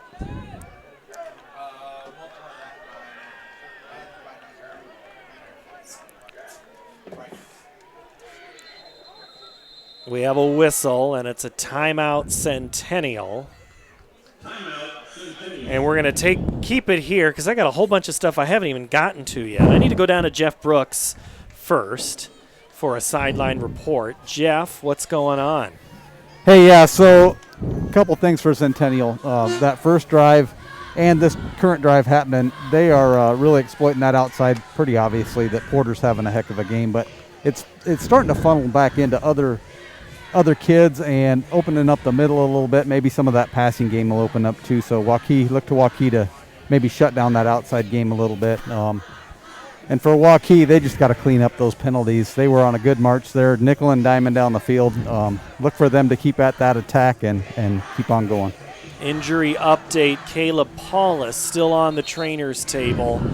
He might be done for the game, or at least for the first half. Other games tonight in 4A. Ankeny at Fort Dodge. Ankeny, his last check, was leading. Johnston leads Dowling 15-0. A whistle, and they'll confer quickly. Cedar Rapids Prairie is hosting Cedar Falls. Wash is at Marshalltown tonight. Abe Lincoln of Council Bluffs is at Urbandale. It's going to be a false start against Centennial. Dowling Catholic is at Johnston. Western Dubuque and Indianola, that rivalry goes back, I think, minutes. They've played so many times together. I always think of those great Western Dubuque Indianola games. Muscatines at Pleasant Valley, Ottumwa at Winterset. Sioux City North at Council Bluffs, Thomas Jefferson. Sioux City West at Sioux City East. Southeast Polk at Jefferson, Waukee here at Centennial. Jaguars, Jamie Cole throws towards the end zone, and he's got a man! Touchdown, Jaguars! J.J. Cole finds his receiver in the back of the end zone, and by the name of Peyton Good. If you're not going to be the quarterback, catch the ball as the receiver. Put it up in the air.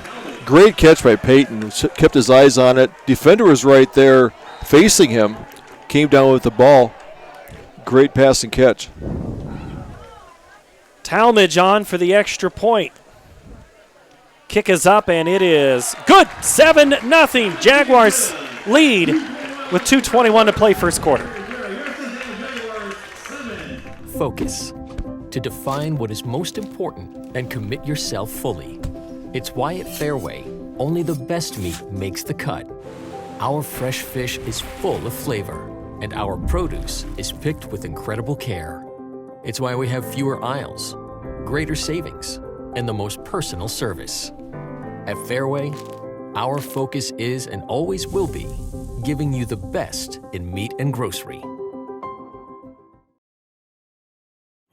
Ordering groceries online from Hy-Vee is easy, and how I save time, especially during the holidays. For me, it doesn't get any better. Hey, I'll pass the rolls. Please pass the gravy. I got you. No. I'll do it. Hy-Vee aisles online. We deliver to Mahomes and your home for the holidays. Does anyone need a knife? No. J.J. Cole finds Peyton Good, 25-yard touchdown pass. Extra point is good, and the Jaguars have eclipsed their season high of points. They had 6 against Ankeny. They've got 7 against Waukee. 2-0 Waukee. Coach Carlson was worried. He said this team has their attention, and they certainly do now, looking up at that scoreboard. We'll talk to Jeff Brooks after this kickoff. Talmadge, who booted the extra point, gets his leg into it at the 40. It's going to be taken by Lindquist at the 14. He's into the scrum up to about the 26-yard line, where they'll start it from there. Jeff Brooks down on the sideline with this report. Jeff? Yeah, a little slant and go on that touchdown throw. Boy, it was nice. I was standing right here in the corner where it was at, and it was on time, and there was not a lot of room there for him to come down with. It was good to come down with that ball. So good drive for Ankeny. Let's see if Waukee can answer. All right, Centennial up 7-0 on Waukee, 2:13 to play first quarter. Holcomb barks up at the line, goes back into the pistol formation. Has Lindquist to his left, and that's who he gives the ball to, around the right side. And tackle after a very short gain is Brody Taggart from that defensive line position with a linebacker number. Yeah, we also have some new linebackers. Zach English, sophomore coming in there, playing outside linebacker. Keegan Adriano now coming in the middle. They're moving their linebackers around, and I think that's what Waukee is trying to do is read where the linebackers, where the zone's going to be, so they can make out their line calls to get their blocking assignments. So both is kind of a chess game here. Their defense is making adjustments, so the offense trying to get something going. But Waukee has yet to find their rhythm too much to get a very long drive. Waukee 1-1 on the season, and the pass is caught by Eddie Sadat, and that is a first down up to the 45-yard line. Good tackle by Carter Cahill up there. That's a lot of guy to cut to tackle. Is 6'3", 230-pound. He's leaving the field, limping off a little bit. Might have caught a helmet in the leg and or in the thigh, which does hurt. 20 seconds, and I think Waukee's going to have to take a timeout. We've got some miscommunication there. We will take this break and be right back. 7-0 Centennial. Hey everyone, this is Dan Holm of Ankeny Fanatic. We're gearing up for another exciting fall season of high school sports. Be sure to check out our website for all of your Hawk and Jaguar coverage. Hey, look who's here. Welcome back, Coach. How you doing? Good luck this season. Thanks a lot. Thanks. What? You don't want to miss any of the action.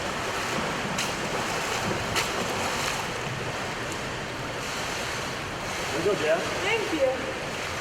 Go to AnkenyFanatic.com for your best local sports coverage around. I always like to stay inside the car. We can be loud and nobody tells us to be quiet. That is a shoulder compliment. Nobody's judging you for what you order. You can get one of everything if you want. When you're in the truck, it's judgment free. Let's take a look at that touchdown again. Cole, play action, had some heat, threw it for good, right there in the back in the end zone. Touchdown, Jaguars. Back to live action, 7-0 Centennial. Waukee 1-1 on the season, lost to Southeast Polk, but knocked off Ankeny last week. They trail. Holcomb keeps it up the middle, stopped, one-arm tackle Jackie Wells, and a flag comes in. Also there, Griffin Neal. You don't know if he grabbed something that you're not supposed to grab, or if that was a hold. I had my field glasses right there on the tackle, so personal foul. Face mask will be assessed against Centennial. Usually when the running back goes down quickly, you just realize you either have a horse collar or you had caught a little bit of the face mask. Unintentional, you're just kind of flying in there making a tackle. Waukee tonight, total yardage 53 for Centennial 136. So the Jags feeling a lot better about their offense, and so far defense here in this first quarter pitching a shutout. Let's see if they can hold Waukee, but they just gave up a 15-yard face mask penalty. Let's see what Holcomb can do. Play action, steps back, throws down the right side, wide open! Caught! 5, 4, 3, 2, 1. Touchdown, Waukee! Aaron Smith got past his defender, sprinted in. There was nobody around. Touchdown, Waukee. One thing Aaron Smith did last weekend, too, that he takes the top off the defense. If you don't get a chuck on him, he's gone. He's got speed. Really good athlete. Plays both offense and defense, but he blew back past the coverage. All he had to do was lay the ball up there, and he was wide open for a touchdown. Classic post play right up the middle. On to attempt the extra point is Lucas Bartacek. Calls for the hold. The kick is up, and it is good. Tied at 7, 43 to play here in the first quarter. Ordering groceries online from Hy-Vee is easy, and how I save time, especially during the holidays. For me, it doesn't get any better. Hey, I'll pass the rolls. Please pass the gravy. I got you. No. I'll do it. Hy-Vee Aisles Online. We deliver to Mahomes and your home for the holidays. Does anyone need a knife? You can buy a new Ford at any Ford dealer. Why Schottenkirk Ford? Our core values: hard work, trust, character, integrity, honesty, and respect. During Schottenkirk Ford's fall savings event, get up to $12,500 off 2020 F-150 XLT. No goofy rebates. Everyone qualifies. Up to $12,000 off 2020 Expedition XLT. New 2020 EcoSport 4-wheel drive starting at $18,990. Our certified used vehicles come with a 12-month, 12,000-mile bumper-to-bumper warranty. Hurry in. Schottenkirk Ford, Indianola. SchottenkirkFord.com. Aaron Smith on a 40-yard post pattern from Jacob Holcomb. Touchdown. Waukee 7-7. 43 seconds to play. Waukee shutout no more. Bartacek on the kickoff. Cahill taking it to 3. Up to the 20. 30. Has a seam. Cuts it back. Gates there. A great return. Owen Gates. Thank you. Return of 34 yards, 35 seconds to play first quarter. That gives the offense a little boost when instead of having the ball at your 20, 25-yard line, you get out there to the 34. They've been moving the ball. The line is getting off the line of scrimmage and getting their blocks, which is the key. Jeff, we'll get to you after this play. Stand by on our sideline. Cole goes back to work. He's thrown for 1. What can he do? He's going to throw it again. Goes back, throw, caught at the 45. Still on his feet and dropped is Isaiah Stearns by Joe Morris. And Jeff Brooks, we've got ourselves a passing fest going on. What's happening? Yeah, that last drive, Waukee, man, they were, like I said, just 2-3 yards here, there, and I think they sucked the defensive backs and linebackers up a little bit, and like you said, that play-action pass, and it's gone. So a little update on on some players over here too. It does not look very good for Waukee and Caleb Paulus. Yeah, he's on crutches and they got his knee wrapped. Ah. And then they also had Sadat was out. He was getting his quad stretched, so we'll see if he comes back in the game. We'll find out after this timeout if he's in the second quarter. 7-7 after 1 here at Ankeny Stadium. In Iowa, we grow corn. But to us, corn is more than a cash crop. It's part of who we are. Corn supports our livestock, helping our animals thrive.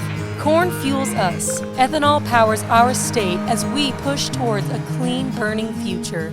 Corn nourishes us. It gives us an abundance of good food that nourishes our families, helps our student athletes grow stronger. In Iowa, we grow corn. But the truth is, corn grows Iowa. Hi, I'm Chris from Fireplace Superstore, and this has been a crazy year. We might just run out of furniture. But we still have a great selection right now. We have wicker, we have fire pits, we have poly, and if you want something for your deck this year, you should come see us right now. Still have the greatest selection in Iowa at the best prices. Fireplace Superstore, 109th and Douglas, just west of Homeacres.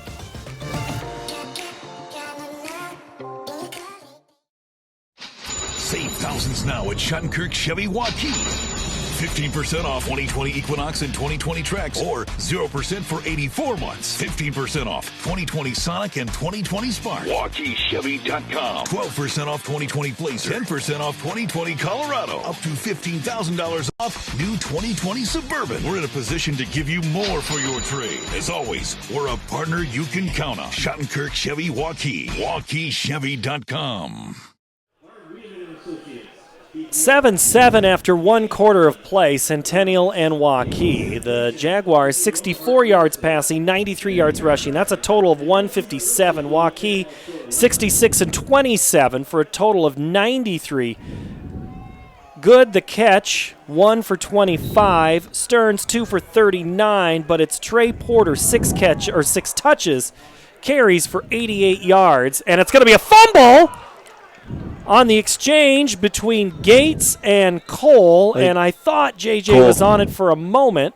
I think Cole jumped back in. One thing I like to see, here's a sophomore quarterback, ball on the ground. Instead, he dove back into that pile to retrieve the ball. You like to see that. And he knew right away he had it because he ran to Ryan Pizzetti and said, all right, okay, what are we going to run? Okay. Yep. Yeah.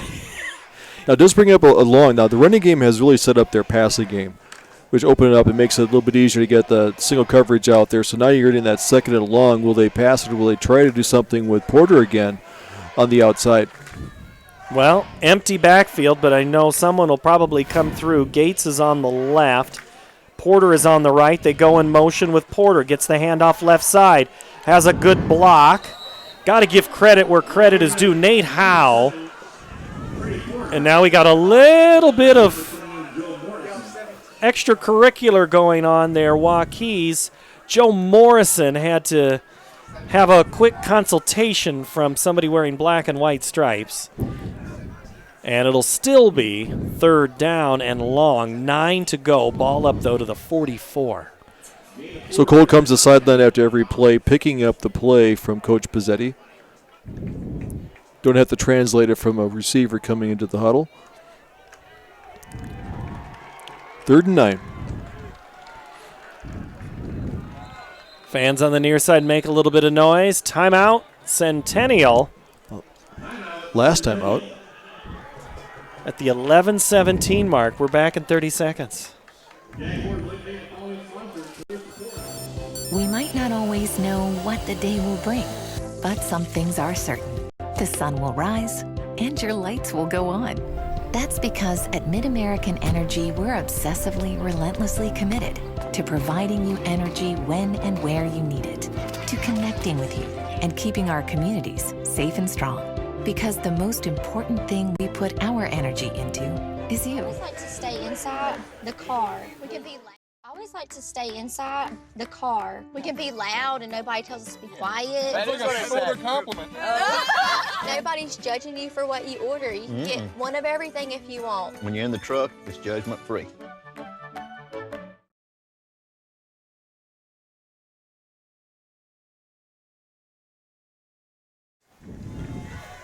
J.J. Cole out of the timeout brings the Jaguars to the near hash.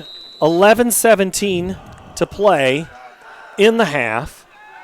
Huge play here, 3rd and 9. Shotgun throws across, caught by Stearns. He had the first down, then he went backwards. It's a matter of where they mark him. If it's a left foot mark, he's got a first down. And he does. It is on that left foot. It's on the north side of that 35-yard line. They needed 9. He got 9 and 9 2 the length of a hairs. football. Yep. Now, it's one thing if you catch it and then you're driven backwards. That's forward progress. But Stearns did the footwork to go backwards, and then he had to put his head down to go forward. Good to see Jacob Cole step into his throws. He had a couple where when you're throwing off your back foot, you tend to elevate the ball and it floats a lot more.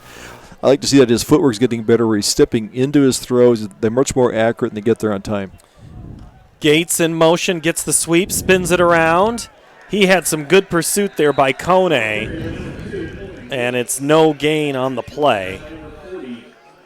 They're trying to run the same play with Porter, with Gates. It's just not quite had that success. But I'll tell you, Gates was lucky just to get up back to the line of scrimmage. Those are two good defensive tackles in there. Gutierrez and Kone in their middle. That's a lot of beef to move around to find an open running lane. So they do a good job of getting upfield, creating the mismatches there. Good and Stearns in. Out is Ty Morgan. Jaguars maybe looking to pass in this situation. They go Porter up the middle, and he is stopped. First there was Ben Halber from that middle linebacker position. So Waukee has made some adjustments, Tim, on that with Porter running the football. Two good coaching staffs on this side. They're seeing what's working. They're trying to cut those lanes out of that misdirection. Waukee defense did a very good job, much better job now of cutting down those lanes. Now what they're finding is that there's a lot of passing room on the outside there. So we'll see if Cole wants to go back in the air, if he gets a little more time here with the single back set. If the Jaguars don't get another yard right now, it'd line up to be an almost 56-yard field goal, 55. They go down the right sideline. They go for Stearns. Little back and forth, incomplete. So now this is a tough place on the field here at the 36. See the punt team's coming out. And it is the punt team, not the extra point team, not the field goal unit. I think the receiver kind of took an inside look towards the numbers, and he threw it on his back. Shoulder was on the sideline there. But better if you throw deep. That even if it was intercepted, it would have been down at the 15-yard line, so it wouldn't have mattered. But here, a pooch punt, you want to get something angled toward the sideline. Trey Hansen to punt it away, stands at the 50. High kick, perfect kick for this situation. Morrison waves everybody away, catching it and downing the football for Centennial's Keegan Adriano. Good heads-up play. That'll pin Waukee back inside the 10 at the 8-yard line. A good plays punt, checked up. Kind of like your pitching wedge when you're golfing. Just it checks up there on the green, right? Pin high. Did you play much golf this summer? Yeah, I'm in a golf league. Oh, you are? Yes. It's a men's league, and we go out there and we lie about our score. Yeah, it's a good men's league. Is it two? How many are playing the hole at one time? 4? Oh, it's an individual score, but I got the same group we golf with. We socially distance, and it's been fun. Handoff up the middle, Lindquist, and he'll get up to about the 10. We'll talk about anything. I know we were watching. I was watching Dar Danielson last week, and good to watch him in that game. He's had Waukee the first couple of weeks, as both Polk and Ankeny played at Waukee. So this was the first road trip, and I asked Coach Scott Carlson. I said, "Well, this is going to be different." He goes, "Yeah." I go, "How many buses?" He goes, "Well, I'm hoping for 5." Well, they made it in 4. Lindquist up the middle. He's got some running room. He's at the 20, 30, makes a move at the 40, approaches midfield before Peyton Good makes the stop. What a play. I'll give credit to Bo Shaler, the offensive guard for Waukee just collapsed that side of the line, popped the running back out there, create a lane that there was no linebacker, no lineman to go in there. So similar to what Centennial is doing, they kind of finally get that block, and these are good running backs. They do pick their holes quite well. That run more than doubles Waukee's rushing performance. It's a gain of 35. Holcomb keeps it, makes a move, gets to the outside, and then he is tackled by English. As we've talked about English playing a little bit more tonight. Also out there, who we haven't seen as much, is Zachary Hansen. Number 16 is out there. Yep, they're putting some players. Penalty. Ball coming back. Is there a hold? Yep. Yeah.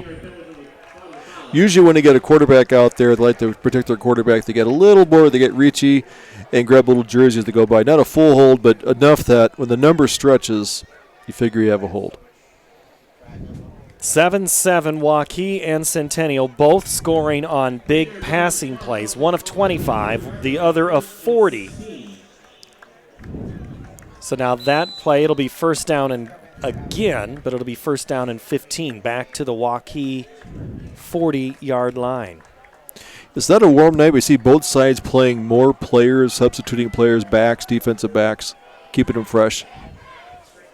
Holcomb looks over to the left side. Coming up at halftime, we'll talk with Eric Cogdill, the girls cross-country coach, and Chad Fickbaum, the boys cross-country coach. We'll learn about their meet last night at Marshalltown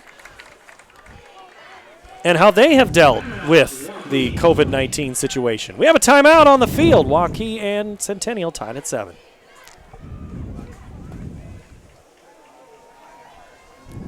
Focus. So I had that onion to with define what is most important and commit yourself fully. It's why at Fairway, only the best meat makes the cut. Our fresh fish is full of flavor, and our produce is picked with incredible care. It's why we have fewer aisles, greater savings, and the most personal service. At Fairway, our focus is and always will be giving you the best in meat and grocery. I like to stay inside the car. We can be loud and nobody tells us to be quiet. That is a shoulder compliment. Nobody's judging you for what you order. You can get one of everything if you want. When you're in the truck, it's judgment free. The Iowa Corn halftime report coming your way in 8 minutes and 25 seconds. We'll also look at some of the big plays of the first half and first half statistics as well, all coming your way at halftime. Good game here, 7-7. Holcomb on the counter reverse with Lindquist, and he is form tackled Owen Vernon. Oh, nice form tackle there. I was looking at Stout here, wide on the right, had single coverage, but he was definitely going down looking for a blocking opportunity. He's the other big play guy that they have besides Aaron Smith. They're both lined up wide on either side.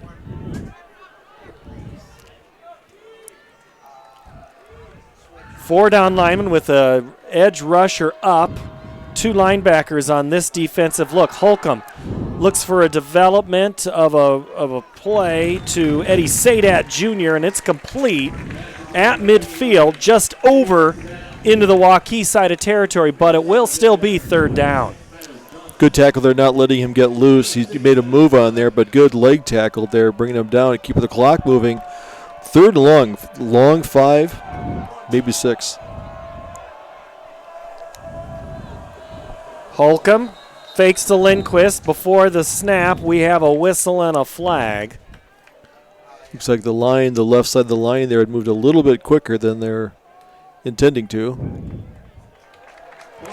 And it'll be against Waukee on another false start. So you asked me what was the over-under on turnovers. We should have asked that on penalties instead.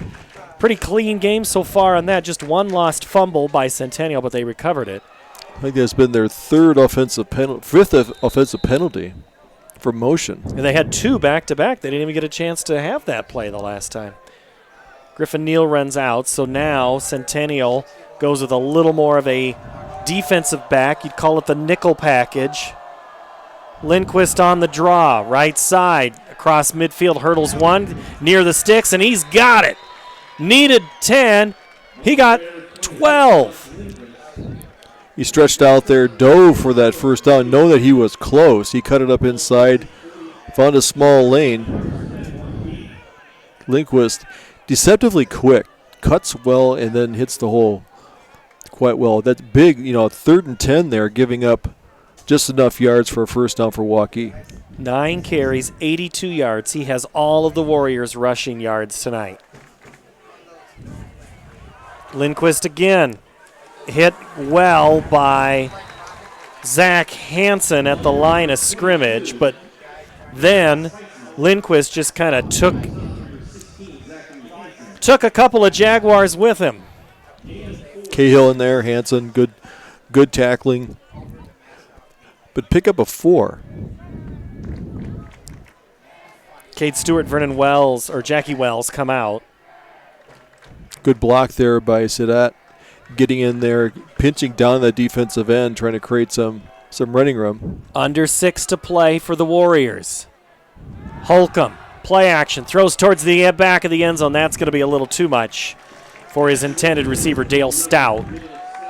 Holcomb holding his head like, oh, he was open. All he had to do was float it out there. He tried to gun it a little bit and overthrew his receiver. Rushed it a little bit. But now brings up, once again, another 3rd down, 3rd and 6.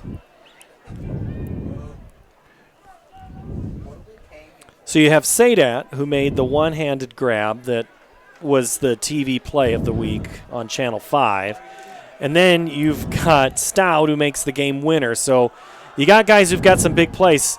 Holcomb throws off his back foot, and just a little too much of a lead for Aaron Smith, who himself is not a bad option either, throwing for the football. It'll be 4th down, and Waukee's going to have to punt this football.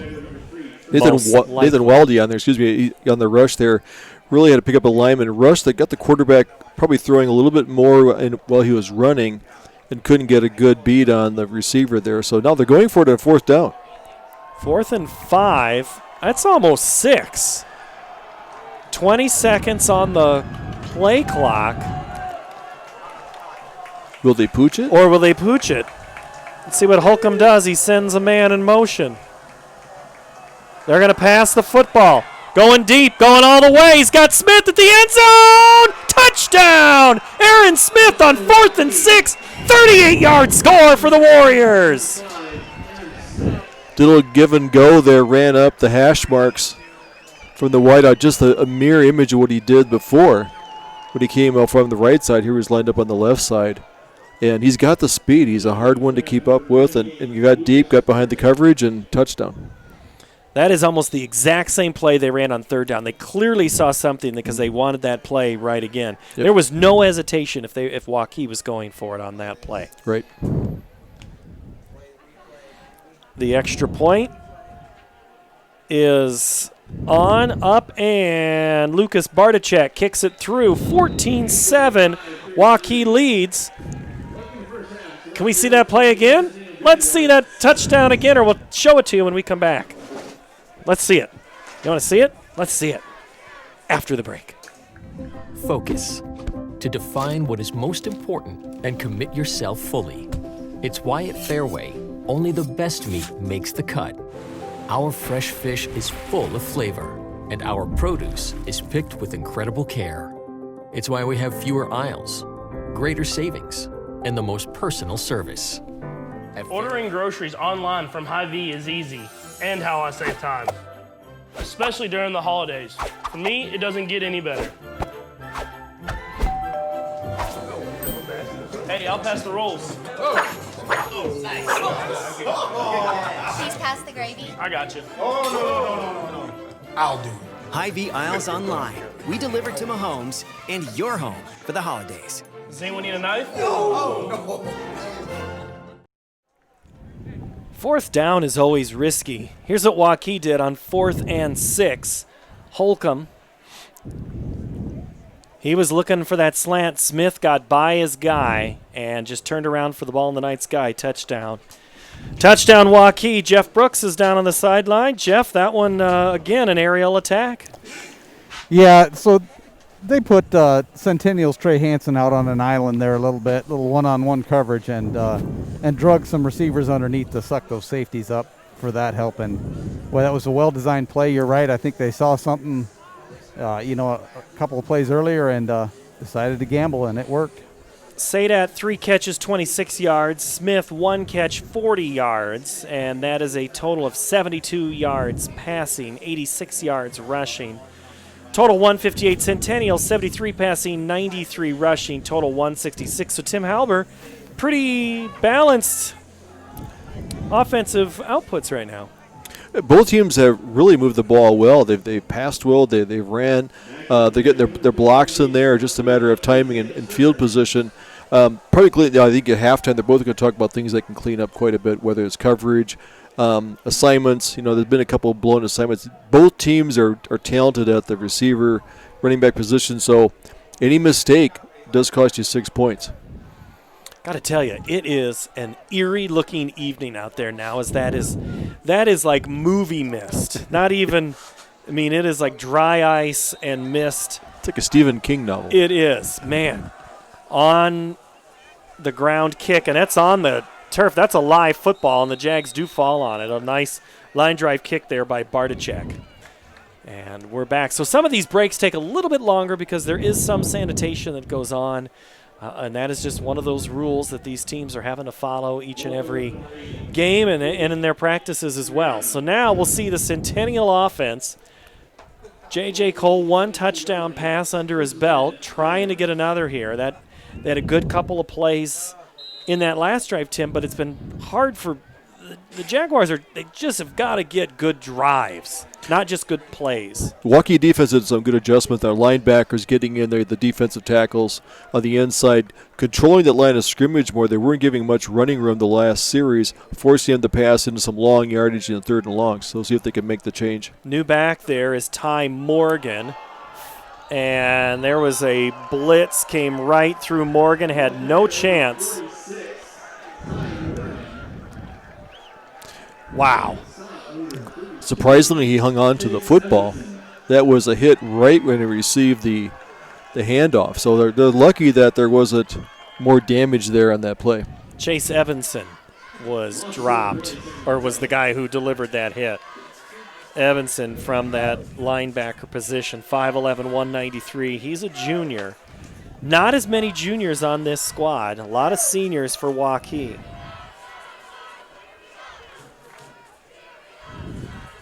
Porter gets it in motion, cuts it back up, and gets some positive yardage there before Joe White, the tackle. It'll be 3rd down and a long 8, if not 9. It's a good play out there. They try to get the lineman pulling, create some coverage out there. Coach Pizzetti said we are going to see some different offensive things tonight. A little more open up. Let's see what they can do on 3rd down. The house is expecting them to pass. Where will they run it? It's a pass situation. They're going the screen. They go Gates. He's got it. And then some. Gates escapes one. Owen's still on his feet. He's up to midfield on 3rd and 9. Huge pickup for the Jaguars. However, we have 2 penalty flags back at the 30, and it's a hold against Centennial. Ah, man, what a good play. Going to be coming back. Gates had to slope a little bit to make that catch. He got out there, and it's hard when you got your receivers on the outside. They're trying to cut, and guys are moving, and you get your hands out beyond your body. If you keep your hands in closer, you tend not to get called for holding, but they got their hands out there, probably pushed them a little bit for holding. So good play. Typical Gates run as he's out there. He's picked up 5-10. All of a sudden, it's a 20-yard gain. So that I would put that in my book because that should come back again later on the second half as a play. Not sure they're going to run it right at this one, but you never know. 3rd and 15 here at 7-7. We'll have an update on a score, Johnston Dowling, in just a moment. Counter, they go Gates, and he just that time not able to get anywhere on that. They faked with Porter and came back with Gates. Johnston still leads Dowling, but the Maroons have put 9 points on the board to make it 15-9. Here at 7 for Centennial, 14 for Waukee. And now the Jaguars are going backwards It is 4th and 17. And trying to punt it away and get some distance back is Tyler Johnson. Back to receive it for Waukee is Morrison. It's going to bounce at about the 45, and catching it in air before it goes any further backwards is Ty Morgan, the sophomore. So Waukee will come to work with 2 minutes, 50 seconds, and a timeout in their pocket. Tim Halber, Paul Yeager, Jeff Brooks, and the CISN crew here. From Ankeny Stadium, it's Waukee 14, Centennial 7.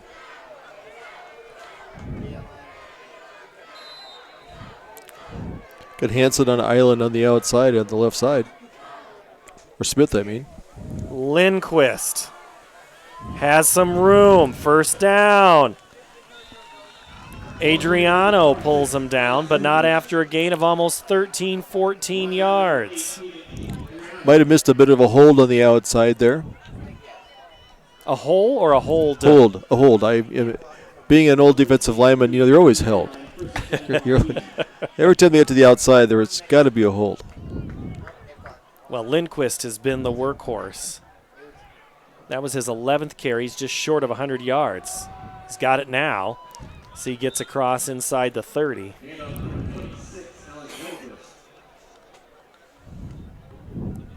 Slow to get up is both Lindquist and the guy who brought him down, Jackie Wells. Alex Lindquist, 6 foot. He had 52 carries. He is a workhorse. That is indeed right description by Coach Scott Carlson. Checking the play. They got a double tight end formation. Appears to be a running formation. Appears. Toss sweep Lindquist, and he is stopped. 26 on 26. That's Tyler Johnson for Centennial. He blew up his blocker right into that play. Yeah, he got a shoulder down where he couldn't square up and get a good block on him, so he just kind of drove him on the inside shoulder, went back there and made a play in the backfield. That was a big play because that would have been a 3rd and short easily, which now creates a 3rd and 11 or 12. Nick Eaton comes in at that right tackle position. They go back to Lindquist, left side, and he's going to be short. Good open field tackle. 4th down. Now that play comes in.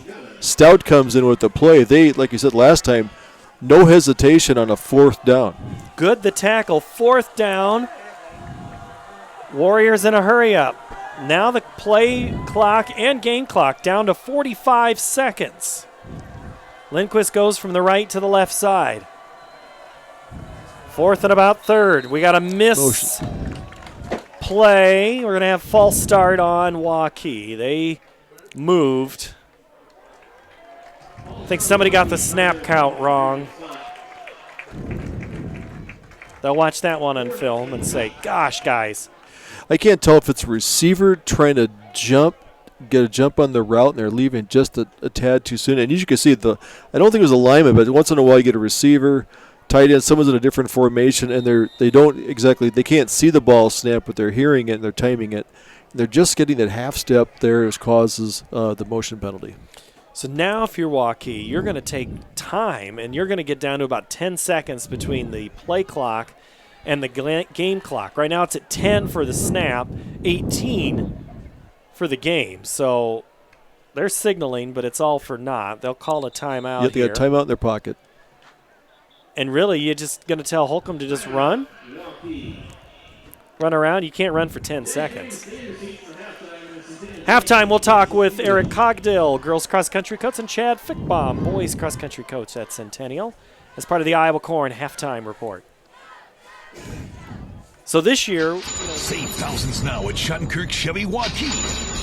15% off 2020 Equinox and 2020 Trax, or 0% for 84 months. 15% off 2020 Sonic and 2020 Spark. WaukeeChevy.com. 12% off 2020 Blazer. 10% off 2020 Colorado. Up to $15,000 off new 2020 Suburban. We're in a position to give you more for your trade. As always, we're a partner you can count on. Schottenkirk. Chevy Waukee. WaukeeChevy.com. I always like to stay inside the car. We can be loud and nobody tells us to be quiet. That is a compliment. Nobody's judging you for what you order. You can get one of everything if you want. When you're in the truck, it's judgment free.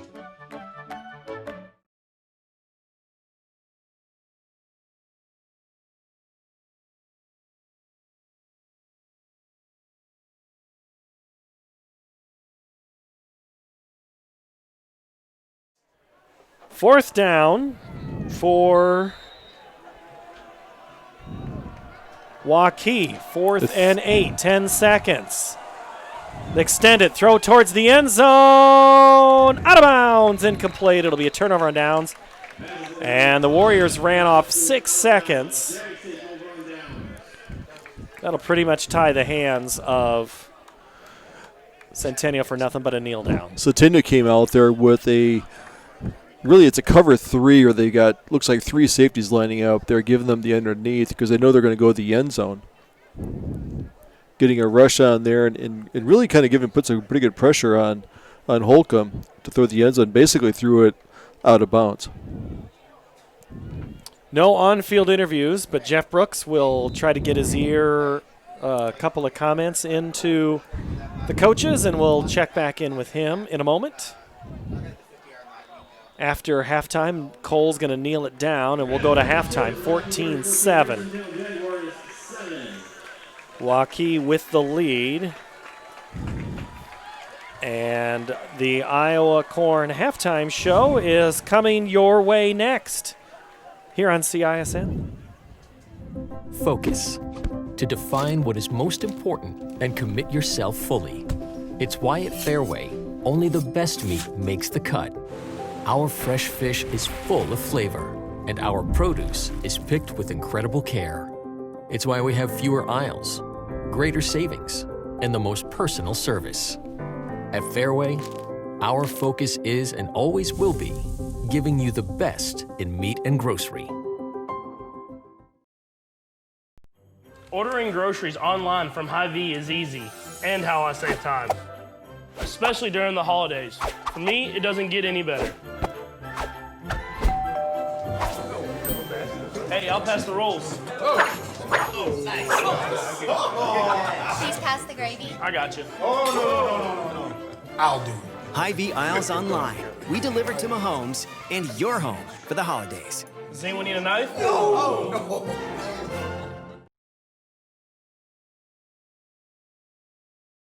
Hey everyone, this is Dan Holm of Ankeny Fanatic. We're gearing up for another exciting fall season of high school sports.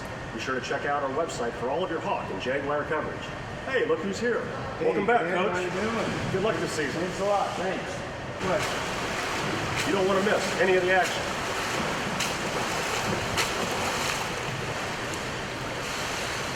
Here you go, Jeff. Thank you. Go to AnkenyFanatic.com for your best local sports coverage around.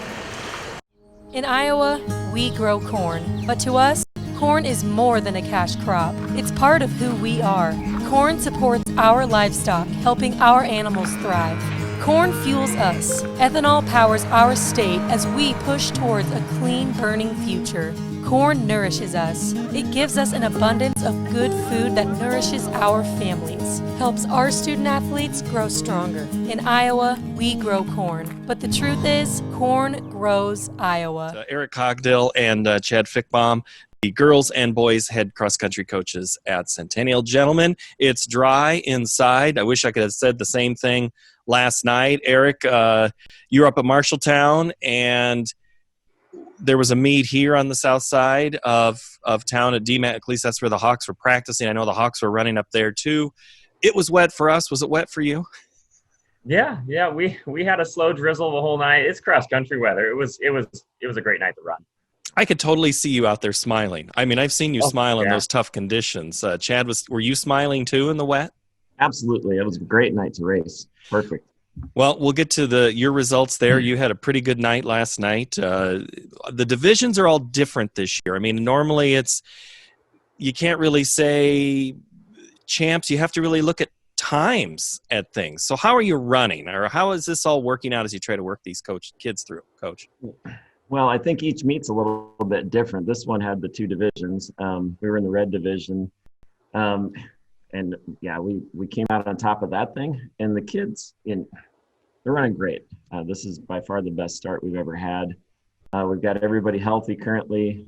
I think that's the key to it. They put in the work over the summer and they're healthy. And, some of the guys that we had last year injured, like Carson Peters and Tyler Schermerhorn, back full strength. And Cade Christensen is the best form he's ever been. So he's looking great. All of us, it's a great start for us. You had 4 guys under 17 last night. That's on the 10th of September. That's got to feel pretty good. Yeah, I mean, that was our goal, is to, we know we have to be under that 17. And we've been looking at, especially Connor, Cade, Nate, those guys really looking at the end of the season being, 16, 20-ish, that's our goal. And I think that puts that into a pretty good perspective that they could get there. Eric, you've got girls ran same place last night. How are you approaching it? Any differently than the boys team? No, I wouldn't say that we do a whole lot differently. I think we had different starts to our seasons. The boys came out last week and were just dynamite, and we came out last week and we were really flat. And I don't know what it is. Why do you know what it is? We're always flat at our first meet. We just are. Our girls, we train pretty hard, and we kind of look past that first one. We kind of see it as almost an organized time trial. While that first one got canceled due to heat, so it was really our second meet became our first, and we still looked like a little flat. And we came out up at Marshalltown, and our girls who ran both meets, we averaged 79 seconds per girl faster, which was just incredible. My top 6 girls last night ran a lifetime best.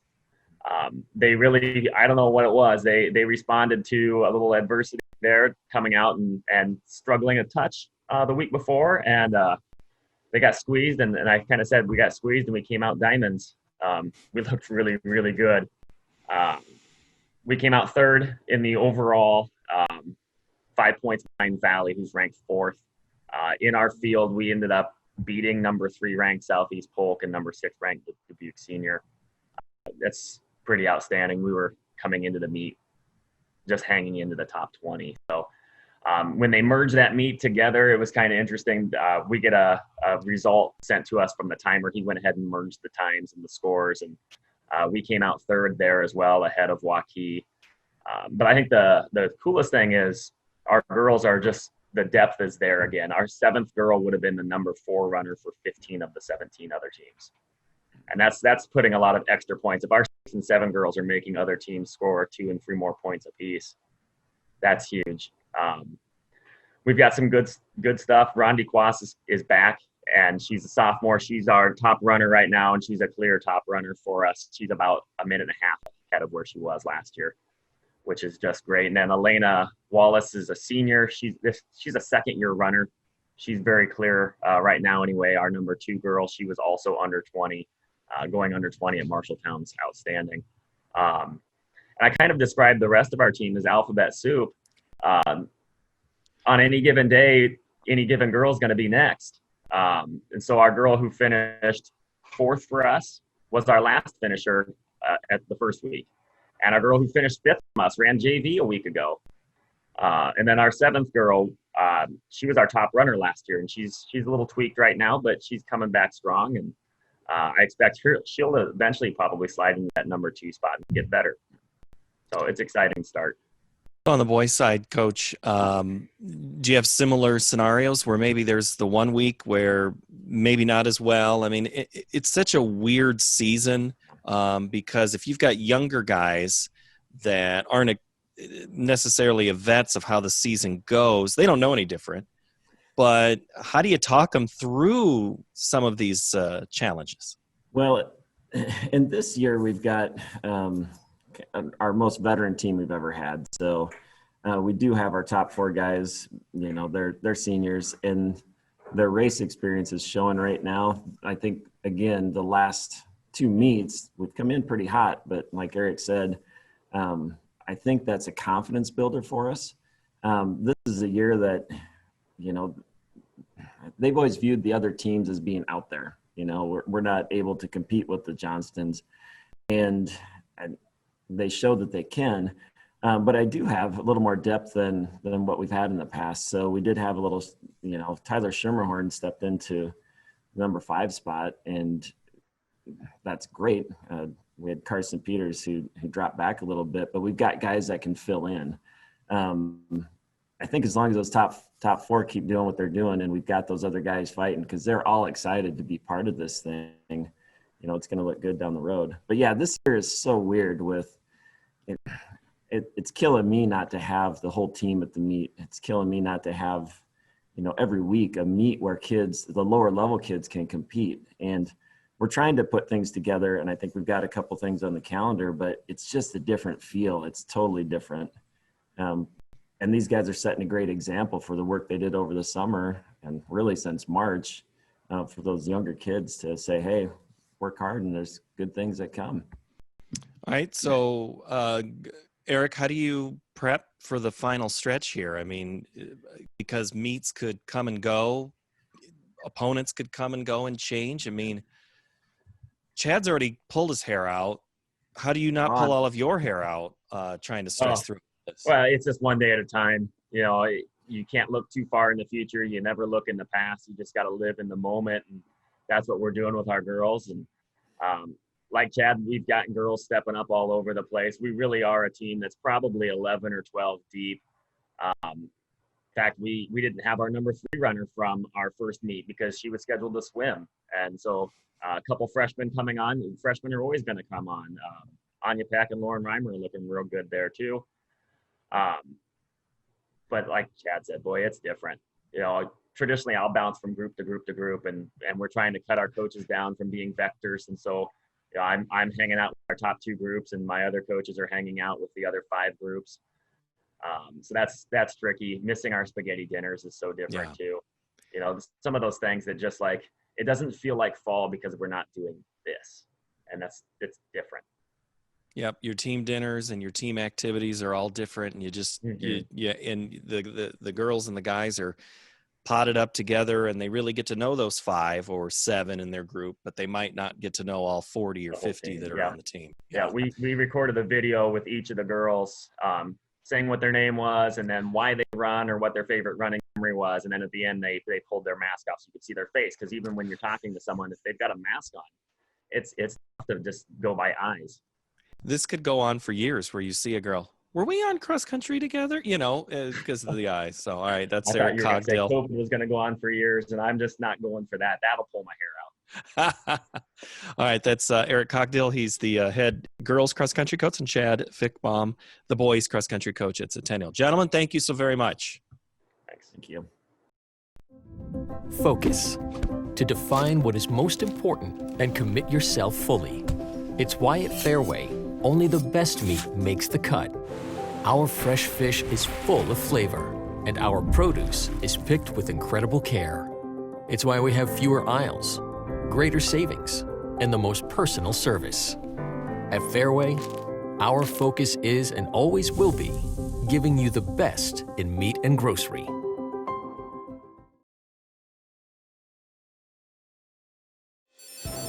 We might not always know what the day will bring, but some things are certain. The sun will rise and your lights will go on. That's because at MidAmerican Energy, we're obsessively, relentlessly committed to providing you energy when and where you need it, to connecting with you and keeping our communities safe and strong. Because the most important thing we put our energy into is you. We're obsessively, relentlessly at your service. Save thousands now at Schottenkirk Chevy Waukee. 15% off 2020 Equinox and 2020 Trax, or 0% for 84 months. 15% off 2020 Sonic and 2020 Spark. WaukeeChevy.com. 12% off 2020 Blazer. 10% off 2020 Colorado. Up $15,000 off new 2020 Suburban. We're in a position to give you more for your trade. As always, we're a partner you can count on. Schottenkirk Chevy Waukee. WaukeeChevy.com. In Iowa, we grow corn, but to us, corn is more than a cash crop. It's part of who we are. Corn supports our livestock, helping our animals thrive. Corn fuels us. Ethanol powers our state as we push towards a clean, burning future. Corn nourishes us. It gives us an abundance of good food that nourishes our families. Helps our student athletes grow stronger. In Iowa, we grow corn. But the truth is, corn grows Iowa. Welcome back, everyone, to the Iowa Corn Halftime Show. You might think that Iowa grows corn, but the truth is corn grows Iowa. Support Iowa corn farmers. Hey, here's what we're going to do. We're going to show you some highlights. 14-7, Waukee leads Centennial. First half highlights and then statistics. Centennial had not scored an offensive touchdown this season, but they had some good offensive plays. Trey Porter here. Trey Porter, Tim, has how many? He's 108 yards? Yes, 9 carries, 95 yards. And then J.J. Cole finds Isaiah Stearns on this big play. And Cole just continues to look more and more comfortable as the season, or as the game has progressed. Jags were able to score on plays like this. Cole off his back foot throws towards the guy he beat out for the quarterback position, Peyton Good, and it's a touchdown. First offensive touchdown for the Jags this season. But Waukee, they have offensive fireworks of their own. This is on the play action, and they throw Smith for 1 touchdown, and then this play was on 4th down.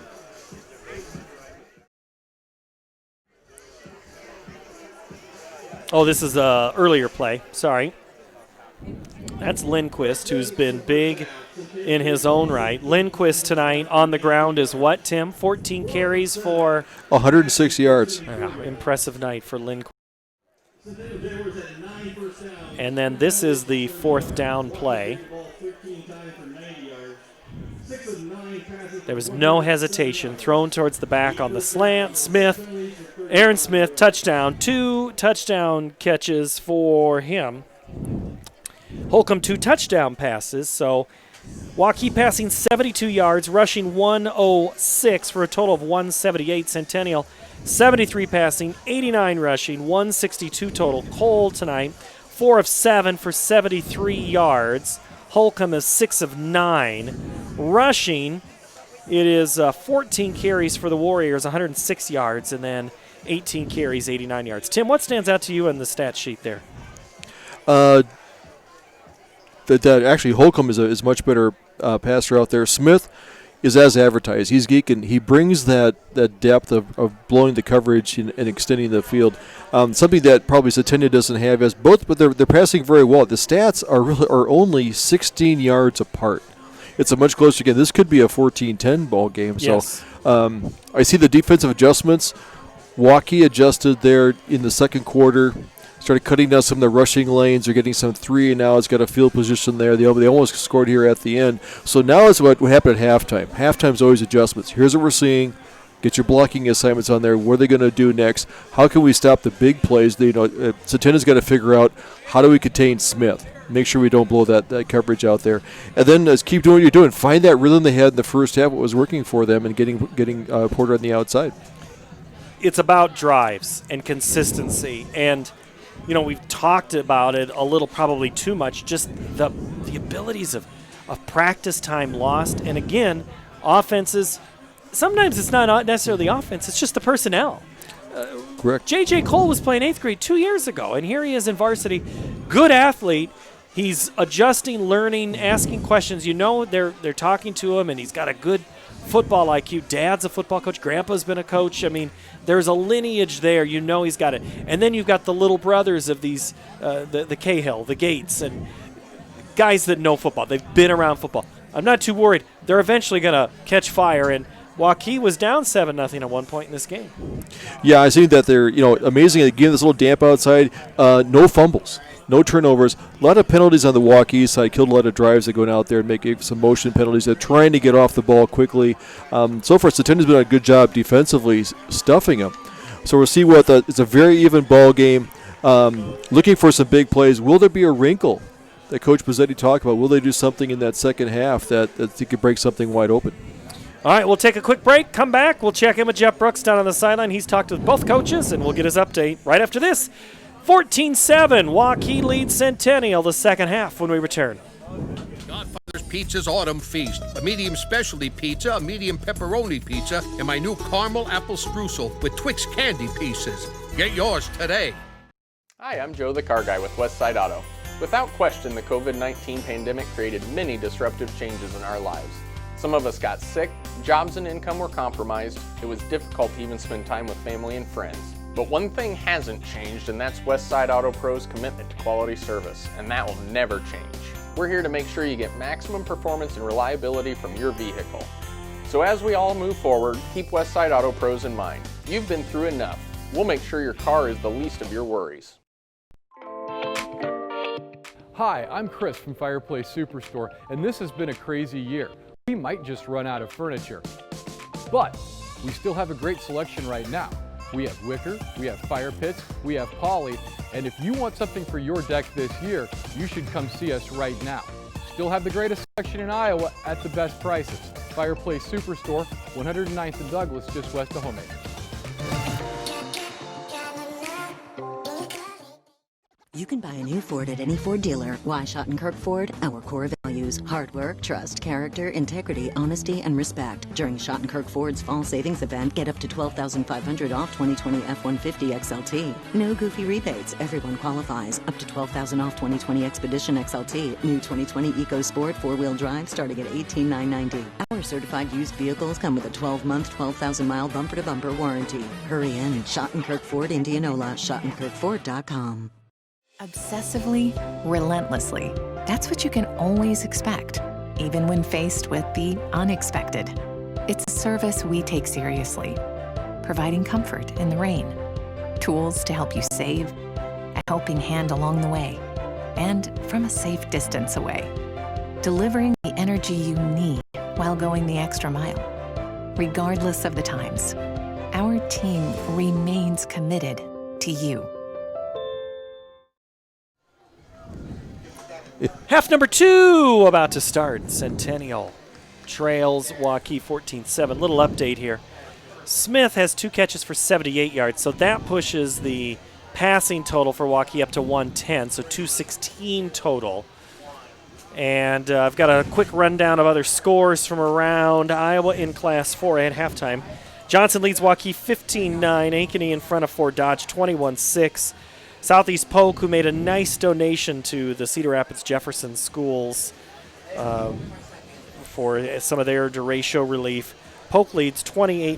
Urbandale at Council Bluffs, Abe Lincoln tonight leads 36-0 at half. And Western Dubuque and Indianola, that rivalry, 21-19, the Bobcats. New to 4A last year, joined the Mississippi Valley Conference there in eastern Iowa. But not extreme Eastern Iowa. We had this discussion at work today. Yes, but West Dubuque, geographically, in terms of land, is one of the larger school districts versus in acreage. So, yep. All right. Aren't we full of facts? We are full of facts. We're full of Jeff Brooks too. I know he was there, and then I lost him. And I'm just checking to see if we got him back here. Umbrellas are coming out. Jeff Brooks, are you there? Nope, he's still. We had a little battery thing there. Go ahead, Tim. No, looking out here, there's a haze. It's like a mist going across. You can hardly see the stands across from us. I see the umbrellas coming out in the stands. So the drizzle, the mist is picking up that we have is not bothered the student section at all. But I do see that the parents here are donning their umbrellas and their rain gear. We'll see if that makes the ball a little slippery. We mentioned earlier, no turnovers, no interceptions, no fumbles. We didn't see the ball on the ground at all. So good ball control by both of these teams.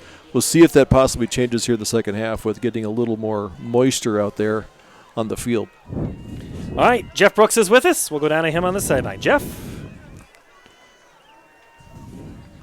And he probably didn't think, yeah, no, I'm here. You didn't think I'd go to you that quick, did you? Not really. That text messaging stuff works pretty quick. It does. Hey, yeah, you guys were talking about the weather when I came back on. Yeah, it is definitely as hard as it's been coming down right now. Now, don't get me wrong, it's not a downpour or anything, but it could factor into this game. it's making everything wet. I got to tell you, I didn't get in contact with Coach Carlson. No, I got Carlson. Oh, you got Pizzetti. Pizzetti, Ryan got by me, so I didn't get to him. But talking to Coach Carlson, he was enthusiastic about where they're sitting. The first thing he did, though, say was they got to clean things up. They have to clean it up. Centennial has a good game plan going, and they just need to make the adjustments and see how things turn out at the end.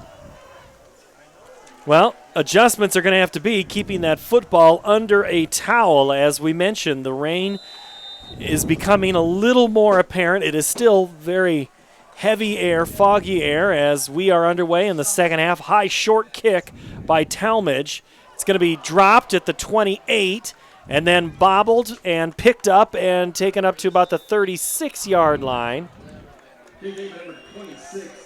Lindquist, and he is tackled by a guy we talked a lot about in the first half and somebody we didn't expect to talk about, Zach English. Yes, sophomore linebacker coming in there, getting a lot of playing time, playing well, playing starting. Seeing on the more playing on the outside linebacker, the will linebacker that they have in there. So he's got some coverage. He's lined up on the inside, picking up. See what defensive adjustments Centennial makes here starting the second half. Two receivers to the right. Lindquist is going to get the first action, and it's going to be a counter play. English on the tackle. We're going to have to ask a little more about English because he is a guy. We're going to keep saying his name all the time. We're going to need to know a little bit more about him. He does play baseball, also wrestles. Wrestlers make wonderful linebackers. They do, and isn't that always the case? Lindquist again, left side. He's got some room, got the first down across the 40, getting a shoestring tackle. Carter Cahill for the Jags. See something there, two running plays inside the tackles. Lindquist is the workhorse. Coach says, I don't want to work him that much, so what do we have this game? He's getting majority of the carries for the offense. 16 carries, 120 yards. And he'll get another call here. He goes up the middle, gets across the 45 before he's tackled. In the middle there, looks like Owen Vernon was there. Interior line, for the center on out, that Winter, Shaler, Sperling, that's what Coach talked about. Those are his mainstays in the line. They're getting some blocks, finding some holes. He must have found something at halftime that they can exploit there running up the middle. Lindquist left side. He's got the first down, makes a cut back at the 40. He's into the secondary down to the 30-yard line. Boy, Lindquist is just running all over Centennial right now. Tackle is made by Centennial's Carter Cahill, the junior, but not before a big pickup of 25 yards for the Warriors. 10.5, clock moving. Warriors by 7. Handoff, new back. First time somebody other than Lindquist. This time it is Tanner Spikesma. On the stop, number 68, Griffin Neal. Gain of 4, second and 6. Griffin Neal there on the tackle. Haven't called his name much. They're isolating him, probably getting double teamed on the inside, not letting him make any big plays. Spikesma gets the handoff, goes up the middle, has almost the same result as Lindquist. He's inside the 15, down to the 10. And the tackle for Centennial, Zachary Hansen. Enough to move the chains. This is an impressive opening second half drive for Waukee. They say halftime is a time to make adjustments. They found something on the line that they could do to find their gap assignments, letting some of the rushers come upfield and then isolating them and pushing them out of the play. Handoff. Spikesma again. He's inside, close to the 5.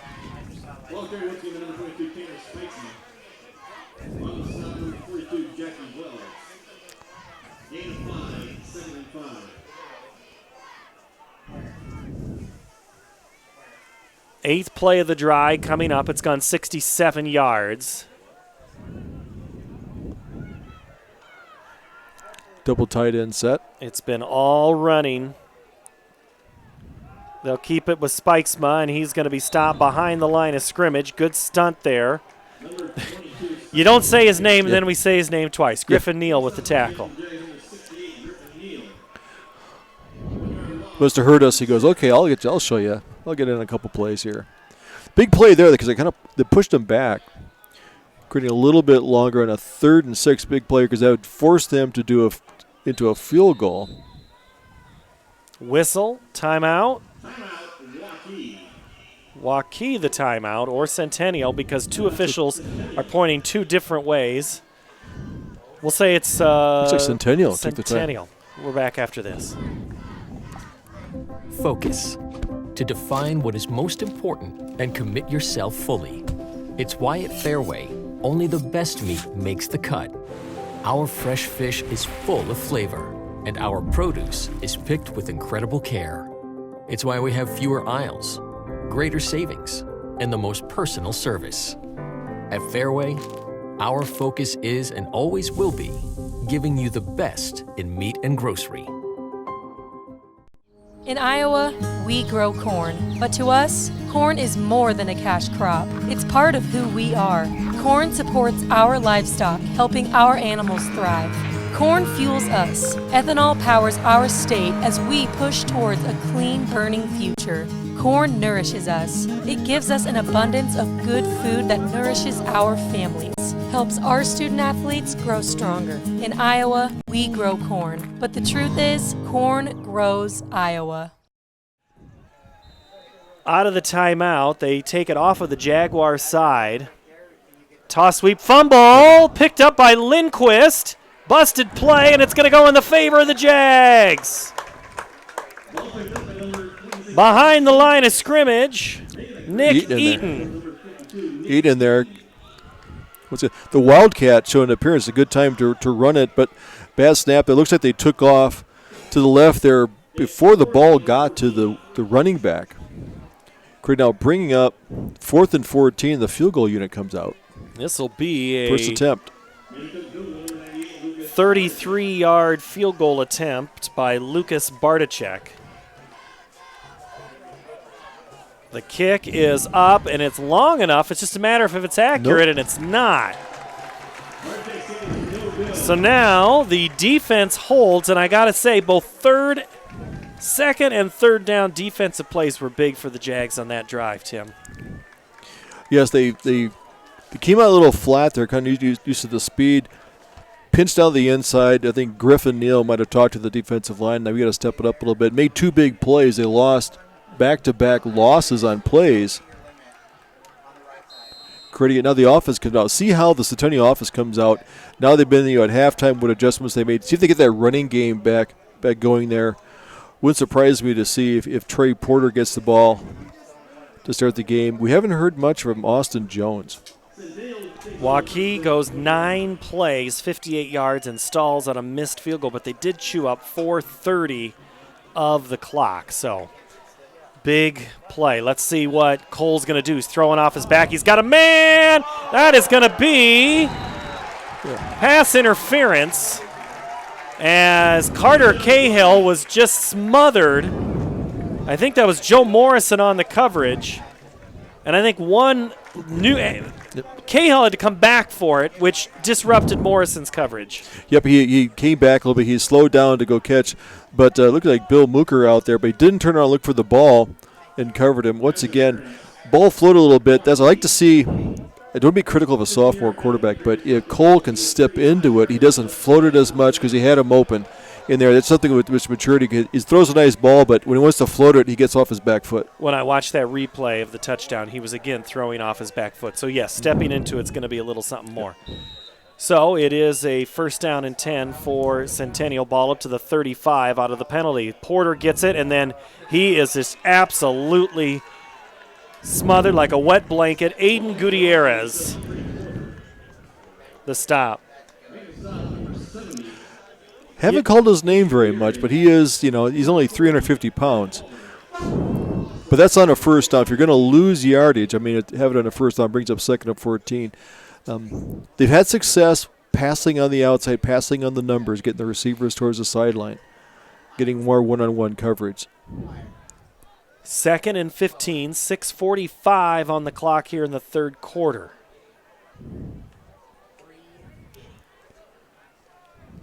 Play action. Screen thrown to Stearns, who runs backwards after the catch. Can't quite loop around, and closing the distance in a hurry for the tackle is Colin Evers. Stearns has been a primary target of Cole. Stearns, a very talented junior receiver. He's quick. May have to learn at times to take the yardage and not try to make the big play. But good catch in there. It's open in the middle. Good read by Cole, finding an open receiver. Penalty flag on the play. The two guys moving usually at the same time. They're set and they moved. Tends to get that motion flag. But they can get set before and avoid the penalty. They're discussing it to see if that's actually a penalty or... Right now it's 3rd and 11. Offsides against... Or if he establishes position beyond the line of scrimmage. Usually they look to the official and they ask for the mark. May have been a half yard too. Coach Pizzetti's going to ask him why the call now. 3rd and 16. It's going to need a big play here from the Jaguars. Under 6 minutes to play here in the third quarter. Time runs out. Cole is tackled after getting back to the line of scrimmage. Waukee's Josh Kamen, the stopple.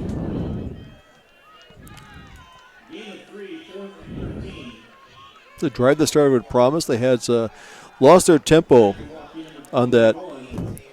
They had a big pass interference, got the first down, but they lost yardage on a play. Penalty puts you back. Negative plays do hurt you. Centennial will have to punt it away. High kick. Fair catch is called for. Bounces right in the middle of a bunch of Waukee players. And, geez, Joe Morrison just about had that thing come up and bite him in the arm. You got to get away from that. Let's check in. We haven't talked to Jeff Brooks in a while on the sideline. Let's see here as we... Our COVID timeout. We have a COVID timeout. We'll get to Jeff when we come back out of this timeout. No, we'll go to Jeff now because he's here. Jeff, what's going on? Yeah, that works for me. Hey, a couple of things. The weather is playing a factor here in the second half, whether it's guys slipping a little bit or just missteps, ball's wet, that fumble down, down here at the goal line for Waukee. Also, coming off the field there, I noticed Cole was hobbling a little bit. I don't think it'll factor too much, but he is taking a minute to gather himself over here on the sidelines. Well, that's part of the things as you try to work through. We'll be back after this. 14-7, Waukee in the lead.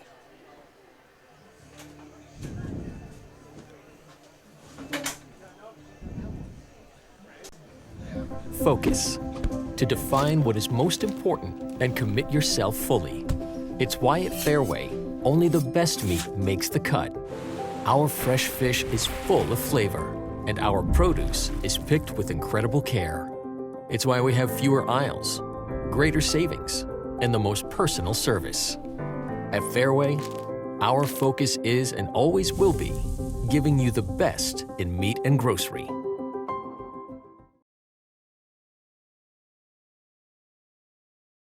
Hey everyone, this is Dan Holm of Ankeny Fanatic. We're gearing up for another exciting fall season of high school sports. Be sure to check out our website for all of your Hawk and Jaguar coverage. Hey, look who's here. Hey, welcome back, Dan, Coach. how you doing? Good luck this season. Thanks a lot, thanks. What? You don't want to miss any of the action.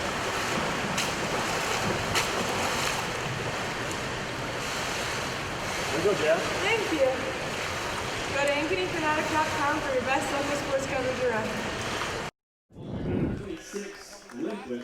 On first down, Lindquist gets the handoff and gets back to about the line of scrimmage, and that's about it. Back here, as Tim mentioned, the rain becoming a little more of a factor, and Waukee didn't even throw on that last drive. But as Coach Carlson and I were talking this week, this is a playoff-type team, playoff-type atmosphere. They go up the middle with Lindquist. This is the way the weather could be on a late October, early November night. You could have a miserable game weather-wise. Tackled there by Jackie Wells. Yes, this is all we need is a grass field, and these guys, you wouldn't be able to tell them apart. There were a few games that did move today because of grass field conditions. Holcomb from the pistol. Gives it to Lindquist on the draw. And the tackle by Carter Cahill. Hey, I got to tell you about Carter Cahill. Been meaning to get this in. He's a 5-sport athlete. Football, wrestling, rugby, baseball, and track. But the best part, he holds a GPA of 3.92. It'll be fourth down on that play. That math adds up. And that's a good defensive stop. It's great to see rugby come to Iowa High School. It's a great sport. Translates well between football, wrestling. A lot of guys enjoy it. Boys and girls. Yes. You see the girls' rugby teams too. Garrett Smith back to punt it away, but we have a whistle. Not sure if there's and a timeout. Waukee. Waukee may have had a play called to go on fourth down in a punt formation, and then they didn't like the look and found out they had guys out of position. So they may have burned another timeout for them. This game has the feeling that it's more of a blowout than 14-7, right? Don't you get the sense that one team is up or down over the other one more than 7 since points? the second quarter on, it's like, Waukee has kind of been moving the ball more and dominate, but the scoreboard shows 14-7. So with the slippery ball, this usually happens when you exchange possession on a punt, kickoff. That's when you see the ball get a little slick. Cahill and Hansen back deep to receive Smith's punt. That one's up towards the middle. And it's fumbled on the catch by Cahill. He gets it back, I think. Yep. Second time, once on the opening kickoff, it was fumbled, and we see here on the punt reception it's fumbled. That was Hansen, sorry. So, yeah, I think the ball gets, it's hanging in the air, it's picking up moisture. It just gets a little more slippery.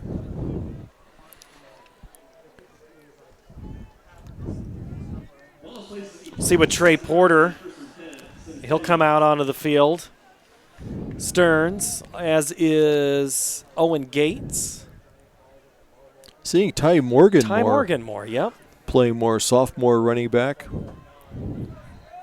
Seen him playing on some special teams. He's lining up there in the offset running back position. Porter in motion, gets it on the sweep. Gets a cut from, at least interference from Morgan. Morgan kind of was trying to, it's hard to block when you got a guy behind you who dances left to right real hard like Porter can do. Yeah, saw Buter out there. That's a lot of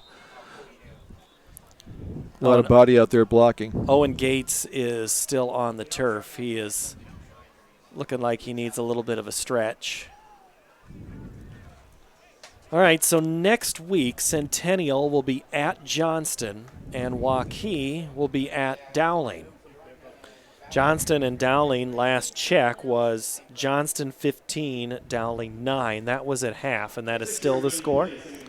1 minute left in the third quarter. Dowling beats Valley last week in a shut them out. Shut them out. First time they'd shut out Valley in a long time. First time Valley had been shut out in a long time. Valley no game tonight. Valley and had lost an opponent. Ottumwa had dropped a few teams, and that has created. There's just, as I joked with, I might have been with Ryan Pizzetti, or if it was with Scott Carlson, I said, these ADs. They have to have all these other ADs on speed dial. They do. Just a group chat. Every hey, Tuesday. Who can play? Who wants to play? Send. And it's hard to the player. The players anticipate a game, and if it gets canceled, I mean that's tough. You think you're going to be playing at home, and then you have to go. And I admire the coaches, ADs, the players, everyone, and just adapting to a very unique environment. Out of the injury timeout, Cole throws right side. Too tall of a pass for Stearns. It'll be third down. And, really it becomes a lot about your own team versus who your opponent is. Mm-hmm. It's what can we do right and then adjust on the fly. It really puts a lot on coaches. It does. You have to be over there. I mean, that was a good pass play there on a third and short, third and manageable, or second and manageable. So here it only brings up a 3rd and 4. Because now you still have all your options. You can run or pass. You've got Good and Stearns to the right side. They go counter, and that play is going to go backwards to Porter. So now Waukee is stunting on that play. They're slanting in. Ryland. Yep. Defensive end, and there played her really well, got off his block right away, and took him down for a 5-yard loss. So great defensive series here by Waukee, holding the field position and getting the ball back. So after a good first half of offense, it's been a little harder sledding on these 2 possessions that the Jaguars have had here in the third quarter as the clock dips under 2 minutes to go.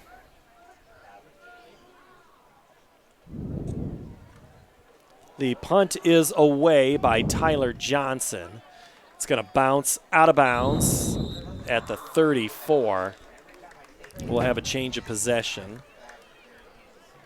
Still a good opportunity. Jeff Brooks, what do you think? You got a little something for us? Can you dry off that microphone? And I got the microphone in a Ziploc for you. Hey, if I was either one of these coaches, I would be very careful about having my kids catch punts right now. You could just see it's getting up in there in the mist, and it's just not a good situation. On Cole, he got his I believe it's his right ankle retaped. You can see the spat job outside the thing, and I think it's affecting him, and the ball is really wet too, so watch it on his throws. Jeff Brooks down on the sideline. Handoff, you guessed it. Lindquist. And that is his 24th carry of the game, but he is over 200 yards. No, I'm sorry.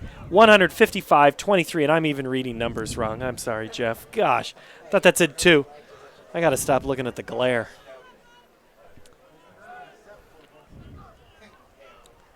Lindquist now to the right. Cuts back. Ooh, good pop right there from Centennial. Griffin Neal. Griffin Neal. Jeez, you give him a little bit of shade, for not calling his name. He's out there, and I've already got 3 big tackles now. So Griffin Neal, also one of those rugby players, yes, Tim. Yes. Did you know that? He didn't start playing football until 8th grade, and he only played because his friends kept telling him, you got to play, got to play. I think he's having fun tonight. I think it's working out. 3rd and short for Waukee. Lindquist left side has the first down, but not by much. Tackle by Good. Something a big play receiver that he's an H-back, plays tight end, Eddie Sidat, gets out there and blocks. I've seen a lot of times that their running plays are successful, mainly because Eddie's out there blocking, from the tight end position. So they found something that they need him more in as in lineman than they do as the H-back position. First down and 10. Lindquist, they stun him. English, who was there first? That was Logan Neals. Neal was in there Griffin again. Neal. Yep.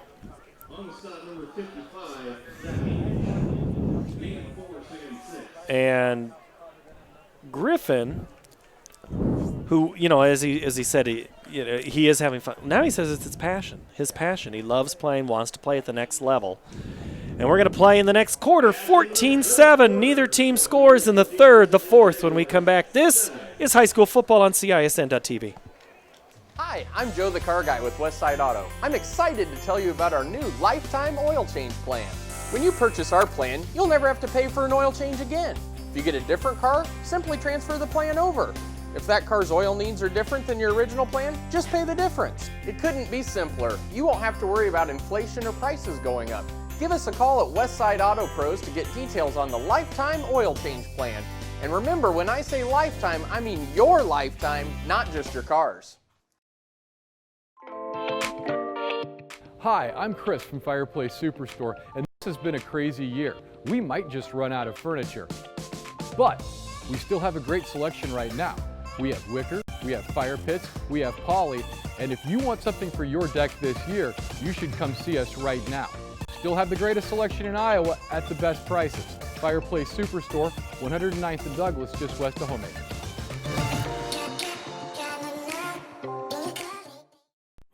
Ordering groceries online from Hy-Vee is easy, and how I save time, especially during the holidays. For me, it doesn't get any better. Hey, I'll pass the rolls. Oh, nice. Please pass the gravy. I got you. Oh, no. I'll do it. Hy-Vee Aisles Online. We deliver to Mahomes and your home for the holidays. Does anyone need a knife? No. We go to the fourth quarter. Waukee leads Centennial 14-7. Ankeny leads Fort Dodge 30-6. Next week, Ankeny plays at Council Bluffs Thomas Jefferson. So they go to Fort Dodge tonight, then to Jefferson next week. Lindquist gets the handoff, and he could be gone. Makes a cutback inside the 20, but I don't think any of it's going to matter. We have some laundry back at the 47-yard line, and when you're very specific where you put it, it's a hold, and it is. Lindquist was a little, as you say, Tim, too open. Yes, he got at the outside, and he really found a lane out there. So the linemen they're picking up, and it's these guys are getting tired. We talked about earlier about the conditioning and how you practice. You aren't getting out there as much, and you don't have as much life, so you get there in a game speed, and your legs get tired. You start reaching. Your hands get out there, and you make, especially the outside receivers and linemen making some holds. So benefit to the Centennial defense, bringing up now a 2nd and 11. 31-6 Hawks now, as the extra point is good at Dodger Stadium, which, by the way, have you ever seen Dodger Stadium? Not in many years. Yeah, great complex up there. They've done some work. Lindquist right side. He's stood up at about the line, but then still falls forward for 2. English. No, scratch that. That's not English. That is Nathan Wild. Baseball and football right next to each other there in Fort Dodge, and Iowa Central plays football at that complex. And you want to talk about a field that would have been tough to play before they put turf in tonight, when you used to have 2 teams playing, 3 teams if you put St. Ed's in there. Lindquist is stood up, and he is going to be stopped. Ball comes out. It's just a matter they're going to say the official was starting to blow the whistle. And the Centennial fans are going to say a little early, but you did hear about half a beat before that ball came out. English had stood up, as had Tyler Johnson.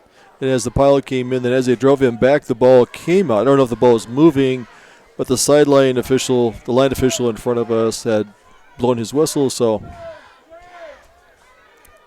if they would have called it a fumble, we would have had the coaches on the other sideline up in arms. Yeah, but here's the thing. We can't hear the coaches from the other sideline. Right. They are way over on the other side.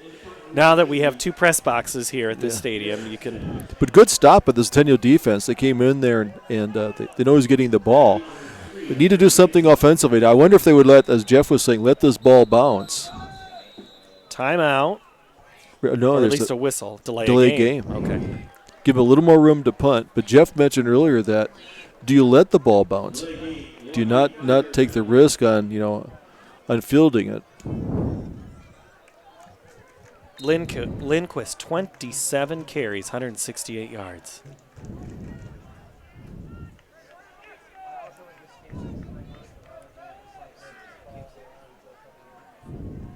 Smith's punt is a end over end, so if this bounces, it's going to take a Centennial roll or a Waukee roll, and it does inside the 20.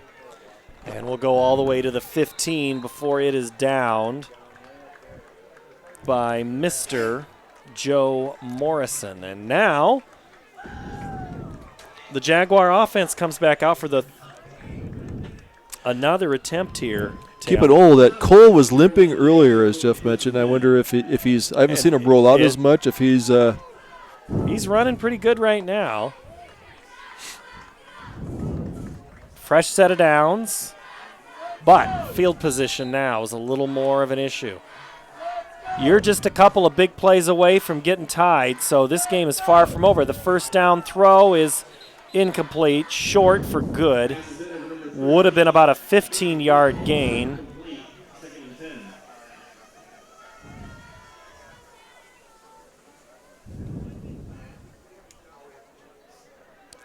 Good attempt. They're running up the hash, as they say.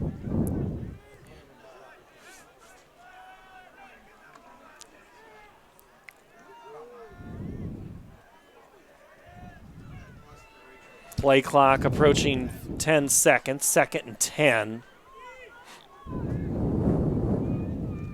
Low snap, and it's that it's more of a jet dive. They try to run it to the inside as opposed to the outside, and that's where Waukee has either forced that play to go or just made it. That's where they're making the tackle. But whether it's Porter or right there in that case, it was Cahill, it's been no gain here this second half. The tackles are getting penetration past the line of scrimmage, which cuts down that running line for the back coming across. So they're having to cut sooner than they want. So it's a long block that you have to make. So it really requires a lot in your alignment to hold their blocks. Here comes some heat on the screen. They get it to Stearns, caught at the 10. He's at the 15, near the 21. Going to be short of the first down, but positive yards there. But the Jaguars are going to have to punt again here.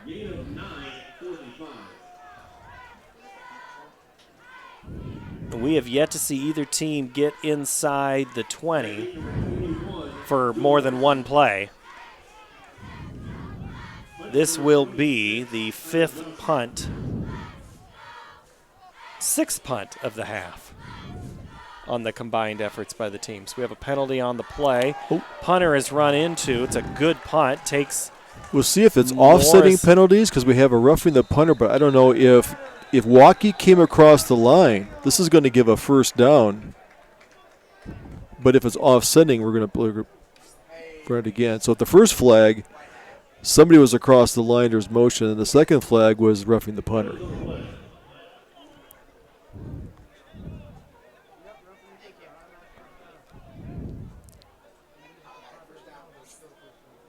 I thought they're going for the blocks. I wonder if Waukee may have crossed the line prior to the snap.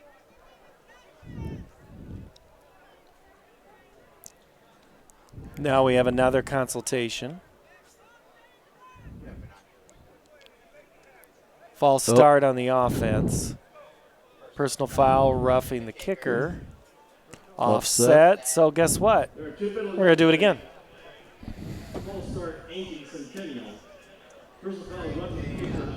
Even the 5-yard, 15-yard, whatever, is assessed there.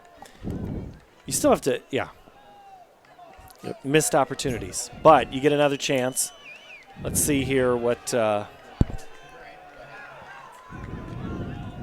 We'll do it again. Tyler Johnson will punt again. And back to receive for Waukee again is Joe Morrison. He's all the way back at his own 40.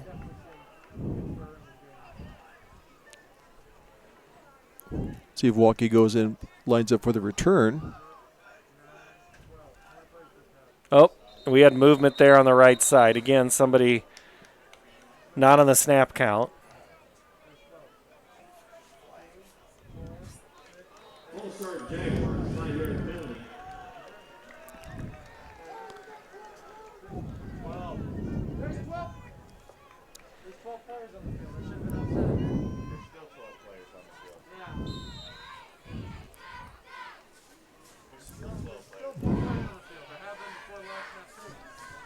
So you have 11 for Centennial, and you have 12 for Waukee, and it's not been called.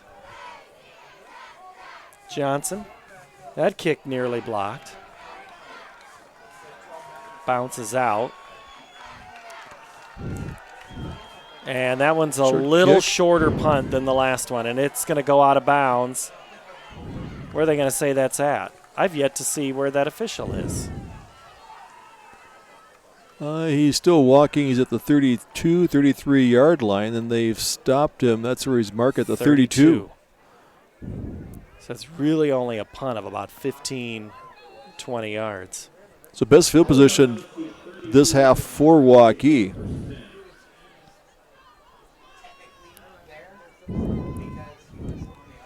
Just after 9 o'clock on Friday night, September 11th, 2020. 7:55 to go in the contest between Waukee and Centennial. The Warriors lead the Jaguars 14-7, and the Warriors have the football.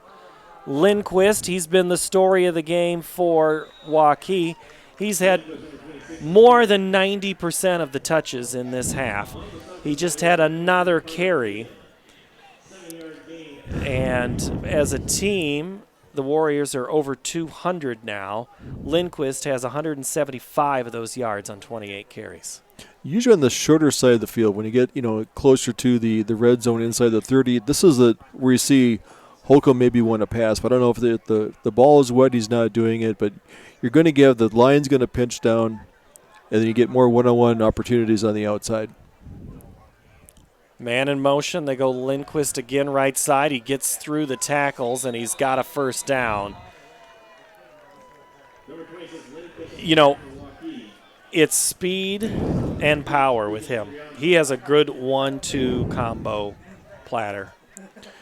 He's got a good line because he's getting to the line of scrimmage is now 2 yards downfield, so he's getting a lot of forward momentum. He's not having to dance around and break a lot of tackles. He's just really doing drive blocking. The line has something figured out because they're doing a lot in unison. They're moving as a unit, and they're really playing with a 7-man offensive line. Garrett Sperling, Bo Shaler on the right side of that offensive line. Lindquist stopped there that time by Jackie Wells. Cale Winter at center, Matt Kaputska at guard, and Connor Suitout at the other tackle position. So it looks like Suitout's on that right side because I see Sperling there on the left. They got Sadat out here on this side. Metz on the other side. They got both tight ends in there, playing in tight, which causes your defense to play almost a 7-8 man box. Keeper by Holcomb, left side, hurdles one, still on his feet, gets inside the 10, near the first down. He's going to be short. Good up there, as is Wells.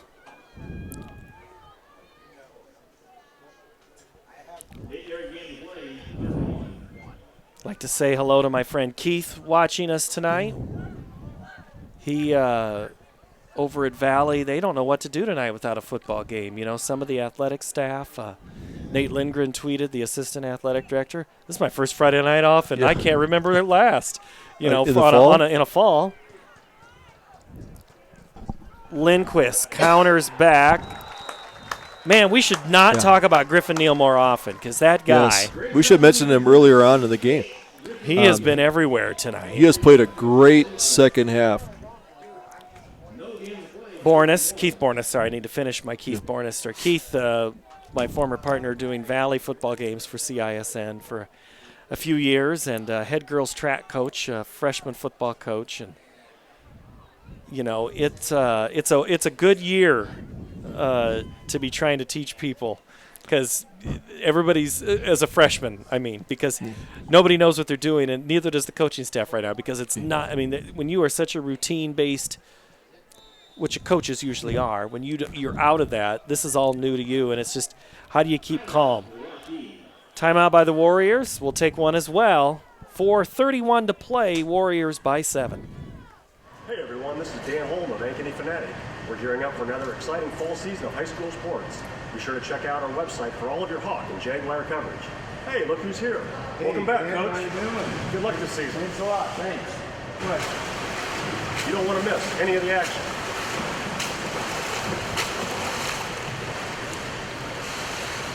There you go, Jazz. Thank you. Go to AnkenyFanatic.com for your best local sports coverage around. I always like to stay inside the car. We can be loud and nobody tells us to be quiet. That is a shoulder compliment. Nobody's judging you for what you order. You can get one of everything if you want. When you're in the truck, it's judgment free.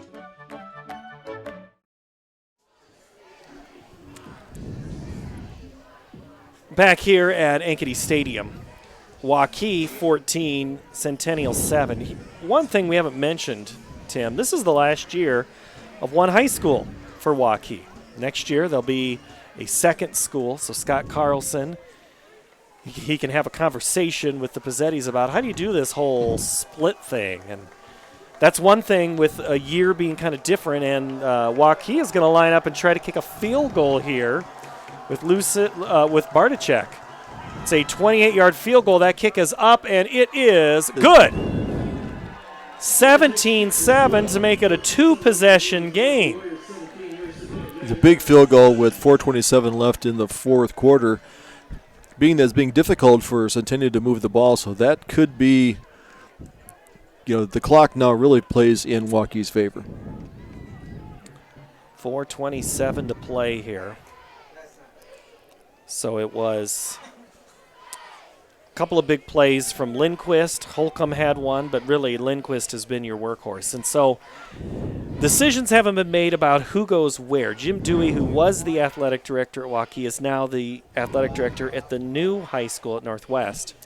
And so he is in that process, and they think a lot of these coaching hires are going to start happening towards the end of the football season. And I know talking with Carrie Eby, the softball coach, a couple of years ago, she's like, that was like the last question she really ever wanted to talk about. But players were asking, which one do you want to go to? And I know basketball's been having to deal with it. And it was a distraction in this town, and it's a distraction in that town, but it's also an opportunity. New colors, new schools. So some coaches, they want to start new traditions, start their own program, not live up to something. So couldn't quite get Coach Carlson to commit either way of which he would prefer. But also, Waukee is a very good and returning basketball team. So a lot of Division I talent. So I'm sure they want to end their final year with the state title, so they would be in the running. Knocked out by Ankeny in the semis, I believe. Short kick. And they got a foul on that one. That could be Waukee football. And they're saying they have it. And they think they have it. It hopped over. I think they called it down. It might have been out of bounds.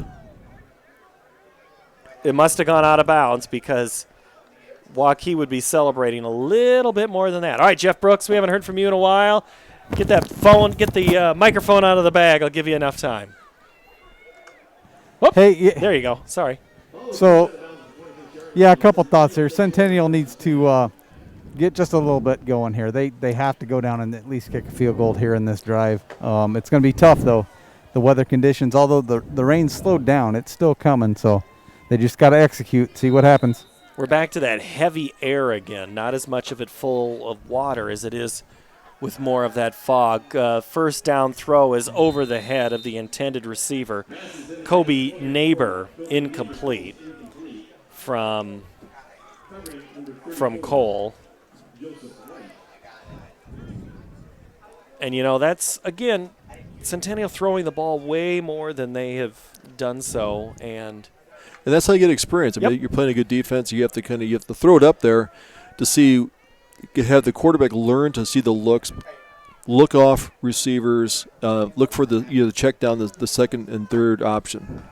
Slant thrown to good, just a little bit late, incomplete. Right there into Joseph Lindholm was there on defense. Joe White in the neighborhood, too. Coming into spot in that spot will be Nick Weitzel. And quickly it'll be third down, and that's kind of what's hurt Centennial here, Tim, has been just a couple of quick plays, and then all of a sudden it seems like it's been third down and 7, 8, 9, a lot in this half. The orange explosive for the third and long is not in their wheelhouses yet. Cole throws, intercepted. It was off the hands of Stearns and then picked off by Garrett Morris. Morris, the INT, at the 42-yard line. Stearns had to go up for it off his fingertips, wetter ball, wetter gloves. Didn't quite get it. And then Morris is right there to pick it off. First turnover of the game. Surprised for hard hitting and has two good defenses out here, and with the conditions, I'm surprised that is our first turnover.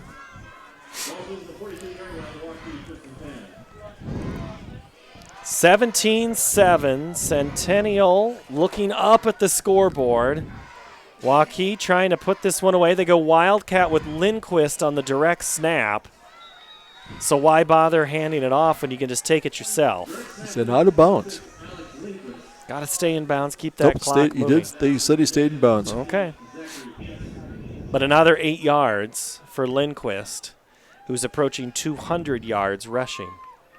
I think we're going to see a lot of Lindquist here. The last 3:45 left in this quarter. His jersey's dirty. So they're going to take all the time off the clock that they can and run the ball. So they're going to do a quick count here. They got 4 seconds, 3.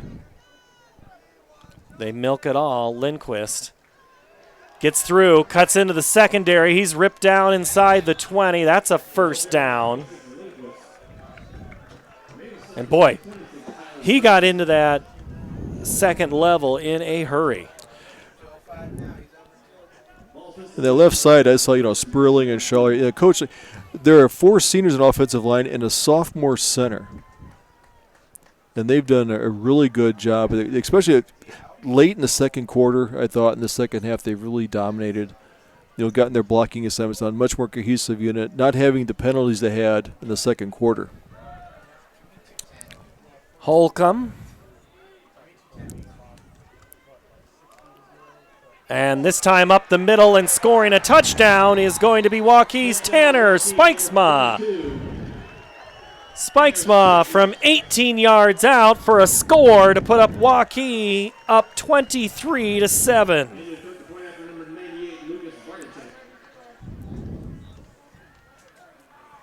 That running back position, Tim, has been big for Waukee all night.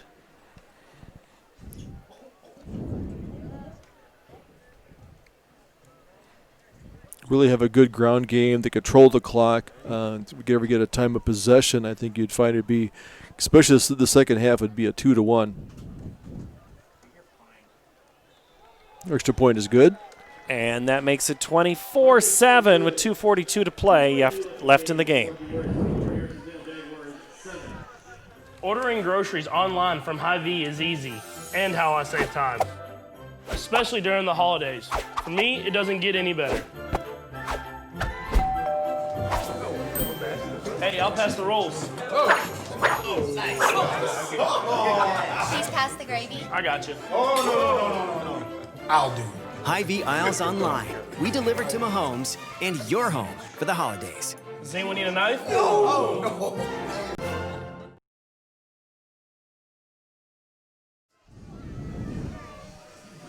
So Johnston with an INT. Carter Kriegel picks off Dowling on 2nd and goal from the 4. Johnston leads Dowling 15-9, 5:49 to play there. Here, it is 24-7. Waukee starting to put a little bit of distance. It was 14-7 to start the fourth quarter. Yeah, and then they've scored 10 on a touchdown and an extra point. And Jace Bauer gets it to Brecht for a touchdown. It's now 38-12 in Fort Dodge, and that kick is taken by Stearns. He's going to try to make something happen on the busted play, and then he is going to be – and then there'll be a penalty flag after the tackle. The whistle was blowing, and Borsa had a little extra toss there with the whistle had blown, so that was that's always going to get the officials' attention and draw the flag. All right, Jeff Brooks, what do you know down there? I'm still wet. Yeah, I know. You guys were talking earlier about Lindquist jersey being dirty, I kind of chuckled to myself. I think he jumped in the mud puddle behind the shed over here at halftime because he is the only one that has it looks like he jumped in mud. Hey, all credit to Waukee tonight. In the second half, they made those adjustments that Coach talked about. They came out and executed them. They had field position. Defense stood up tall. And, Centennial can take a lot of good things from this game. Their offense looked really good the first half. Unfortunately, the weather wasn't in their favor. I'm not going to make that an excuse, but they were battling it this whole second half. So, thank you much. Neighbor gets the catch from J.J. Cole, and that is a first down. Nice sideline throw for Cole. And I noticed that in the other game when we saw them a couple weeks ago, he throws stronger and better to his left. Most quarterbacks like throwing to their power side. He throws better to his opposite side.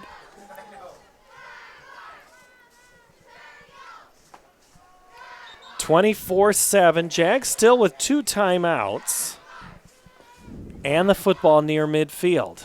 Got to go quick, though. They go down the middle, too tall, and that's going to be picked off. And that is going to be Joe Morrison. Then the ball comes out, and Centennial gets it back. Falling on it is Stearns.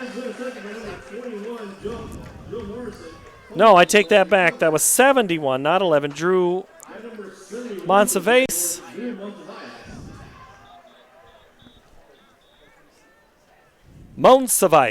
Drew Monsivais. He's a sophomore. He landed awkwardly, got the ball. I don't know if someone landed on him, or sometimes you have the ball on your chest, and then someone lands on it. It's like a rock. Yep. Probably got the wind knocked out of him. It's one of the worst feelings. But good hustle, because as this is going on, your linemen are hustling to make the tackle and being at the right spot at the right time, so it's an opportunity. So good hustle by Drew. Drew is a sophomore. He's a starting tackle. He played on the U16 national football team in Dallas, Texas back in January of this year. Man, that seems like a long time ago. His future aspirations do include playing college football, and he'd like to study kinesiology.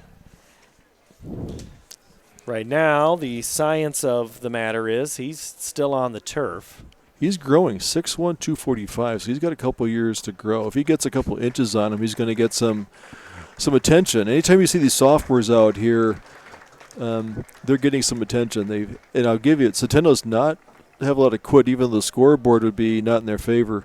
They're playing hard, so. Monsivais to the sideline, 2:09 to play, 24-7 Waukee.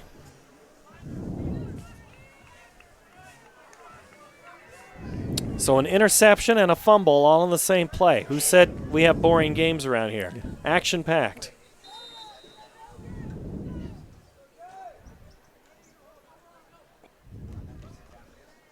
Cole across the middle again, too tall for Stearns. So last 3 passes of Cole's have been just too tall. I see that his right ankle is taped. He's maybe not be putting much pressure on it. Once again, he's falling back a little bit, and when you do that, leaning back, the ball tends to sail more. You don't get the ball coming down. You don't get the nose down. So a couple of those over the middle have been floating. So the technique thing, coaches could talk to him about in the film. Just something. It's a practice repetition thing you have to work through.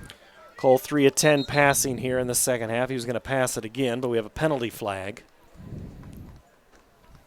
But I like him as a quarterback. He's got he doesn't flinch. He's back there. He's a good leader. I think it's experience. He's doing well as a sophomore quarterback in a league that has some very, very good senior quarterbacks. Penalty is against Centennial. Sends him back 5 on the false start. Clock stop, 2:02. Throws right side for Neighbor, who catches it. And I think he was in bounds. That was an incredible catch. 2 good catches by Neighbor this drive here. Neighbor gets it all the way up to the 42-yard line. That ball, he was the only one that was going to catch it.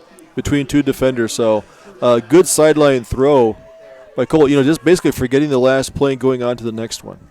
26-yard pickup gets the Jaguars into Warrior territory. Back foot throw, neighbor left side, but this time he stays in bounds. Only a gain of 2.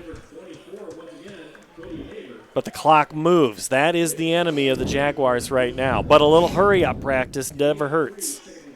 Nickel defense for Waukee going with the 2 linebacker set, bringing in, safeties and a rover back. For the snap, a whistle and a flag. So one thing about this, discipline we see, that's something that these coaches are having to deal with. You got 5 months without a team type of discipline. So that's kind of tough for these coaches to overcome. And that's not just, some of that is the discipline of the line, but some of it's just that, hey, guys, you can't be in trouble. You can't be near. I mean, there's 2 different types of discipline that you're having to deal with on this shortened season. As Cole looks at his 3rd receiver and finds him, Peyton Good, and he's short. Give him the catch. That moves, pick up like 3 yards. Yes, as Coach talked about, Carlson says you go to class and the one person you sit next to tests positive, and now you have contact tracing. Throw somewhere. I don't know who that was near. I think neighbor was supposed to cut the route off. I think he was supposed to run. What is that? The flag? An out and up.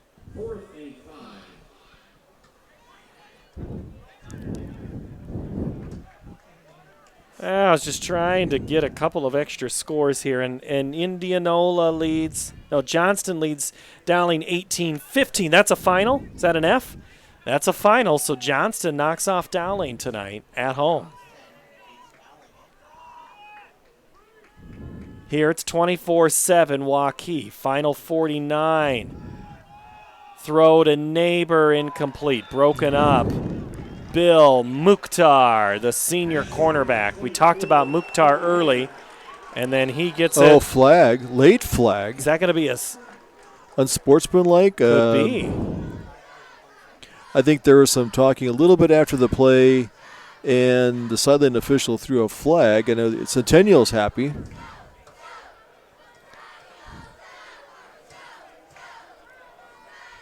Unsportsmanlike, yep.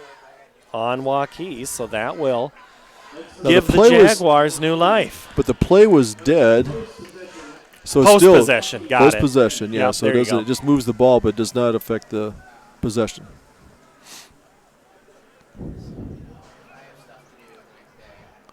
I assume they'll take a knee. The victory formation.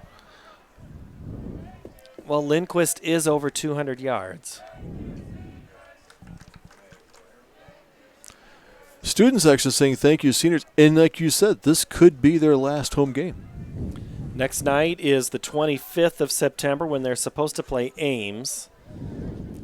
Could see Indianola or Cedar Rapids Jefferson is 2 teams we've heard talked about. So all Waukee has to do is kneel this thing one time and then another time. They will have to take one more snap.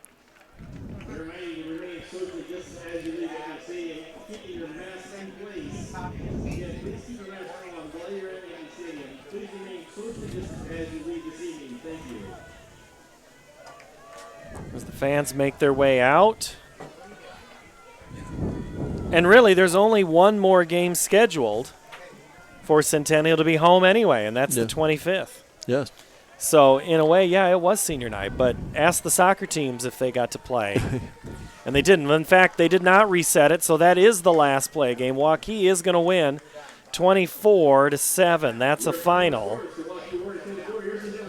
So the Warriors, who we were tied after the first quarter at 7, positives tonight for Centennial. They got an offensive touchdown. They threw the football well in the first half. 4 of 7 for 73 yards in the first half, but then 6 of 15 in the second half for 66 yards. Total of 139.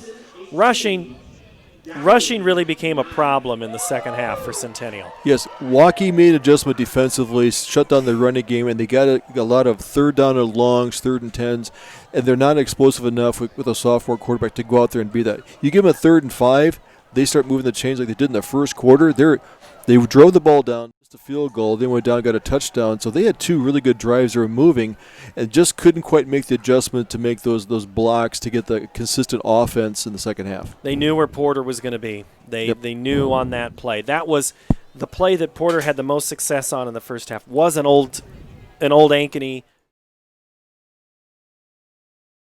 That play, and it just wasn't successful in the second half, and that was kind of a tough. And trying to throw the football, Neighbor, a couple of big catches there at the end. Good with the touchdown. Threw at Stearns a couple times, but a couple of those passes just went over the top. I guess, Jeff Brooks, before you head off to the, I'll let you in for one final couple of comments. I didn't tell you I was going to do that. I know we can't do the post-game interview. That might be you coming in the door. But, Jeff Brooks, you got one final thing from what you saw there on the sideline. Yeah, no, I'm still down here packing up. So a lot of good things that I think both teams can take from this game. Waukee, I'm on the road. And they showed a little bit of their experience and some of the stuff they had against Ankeny and Centennial. So that was a good takeaway from them. For Centennial, like I said earlier, that first half they played really well. Their defense played well. That second half got them. So they're young. They'll come through this, and we'll see them hopefully back here again here in a few weeks. All right, Jeff Brooks, thank you so much for your work down on the sideline tonight. Glad we didn't have to make you an essential. All right, Centennial's defense, they had a hard time tonight with Lindquist. 33 carries, 205 yards. No touchdowns because Smith got 2 of those through the air, and Spikesma got 1 from the ground. He had 6 carries for 43 yards. So, this is a Waukee team that improves to 2-1. They did not have to throw a pass in the second half. In fact, they didn't. They just ran the ball. 254 yards of rushing for a total of 364. You win a lot of games in 4A football when you have 364 yards of offense. Yeah, and don't discount that those earlier touchdowns. Smith, that what that did is pull the defense back, created a little more opportunity for the running game, and I think they took advantage of it. And they're a solid team. The offensive line played well, like I mentioned. There's 4 seniors, and they have a sophomore center, and they did a good job. They made the adjustments, cohesive. They went to 2 tight end set and really played 7 down linemen, offensive linemen, and had a hard time, I think, matching up with that and created some lanes in there. So they're a really good running team, and they controlled the clock the second half. I would be surprised if they controlled it probably at least 2/3 of the clock the second half. Well, Jeff Martens has our stats. Let me do a quick look here. You have, there it is.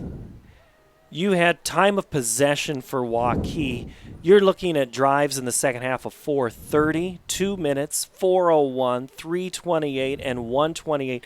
Conversely, for Centennial, a drive of 17 seconds, minute 50, minute 18, 2:26. So that keeps your defense on the field a long time. So it's hard to play defense that way, and I think they did well. And it was a close game to the very end. The score is not indicative of this really how well the Centennial defense played that offense. They took long drives, but they kept getting first downs, kept moving down the field. So it makes a long day for them. Well, right now, as of now, we are off next week at this stadium. It'll be quiet, but, things can change. Right now, Centennial scheduled to go to Johnston, who comes off of a win tonight against Dowling. Ankeny was leading at last check and in control at Fort Dodge. Waukee will go to Dowling, so a lot of similar crossover teams here. You're all looking at the same film. Haven't I just watched this team a bunch? Yeah. So we are scheduled to be back here on the 25th, week 5, with a game against Ames. We'll see if that's the opponent, somebody else, or we're off again. You just never know. So for the whole crew here at CISN, final score, 24 for Waukee, 7 for Centennial. So long from Ankeny Stadium. Good night.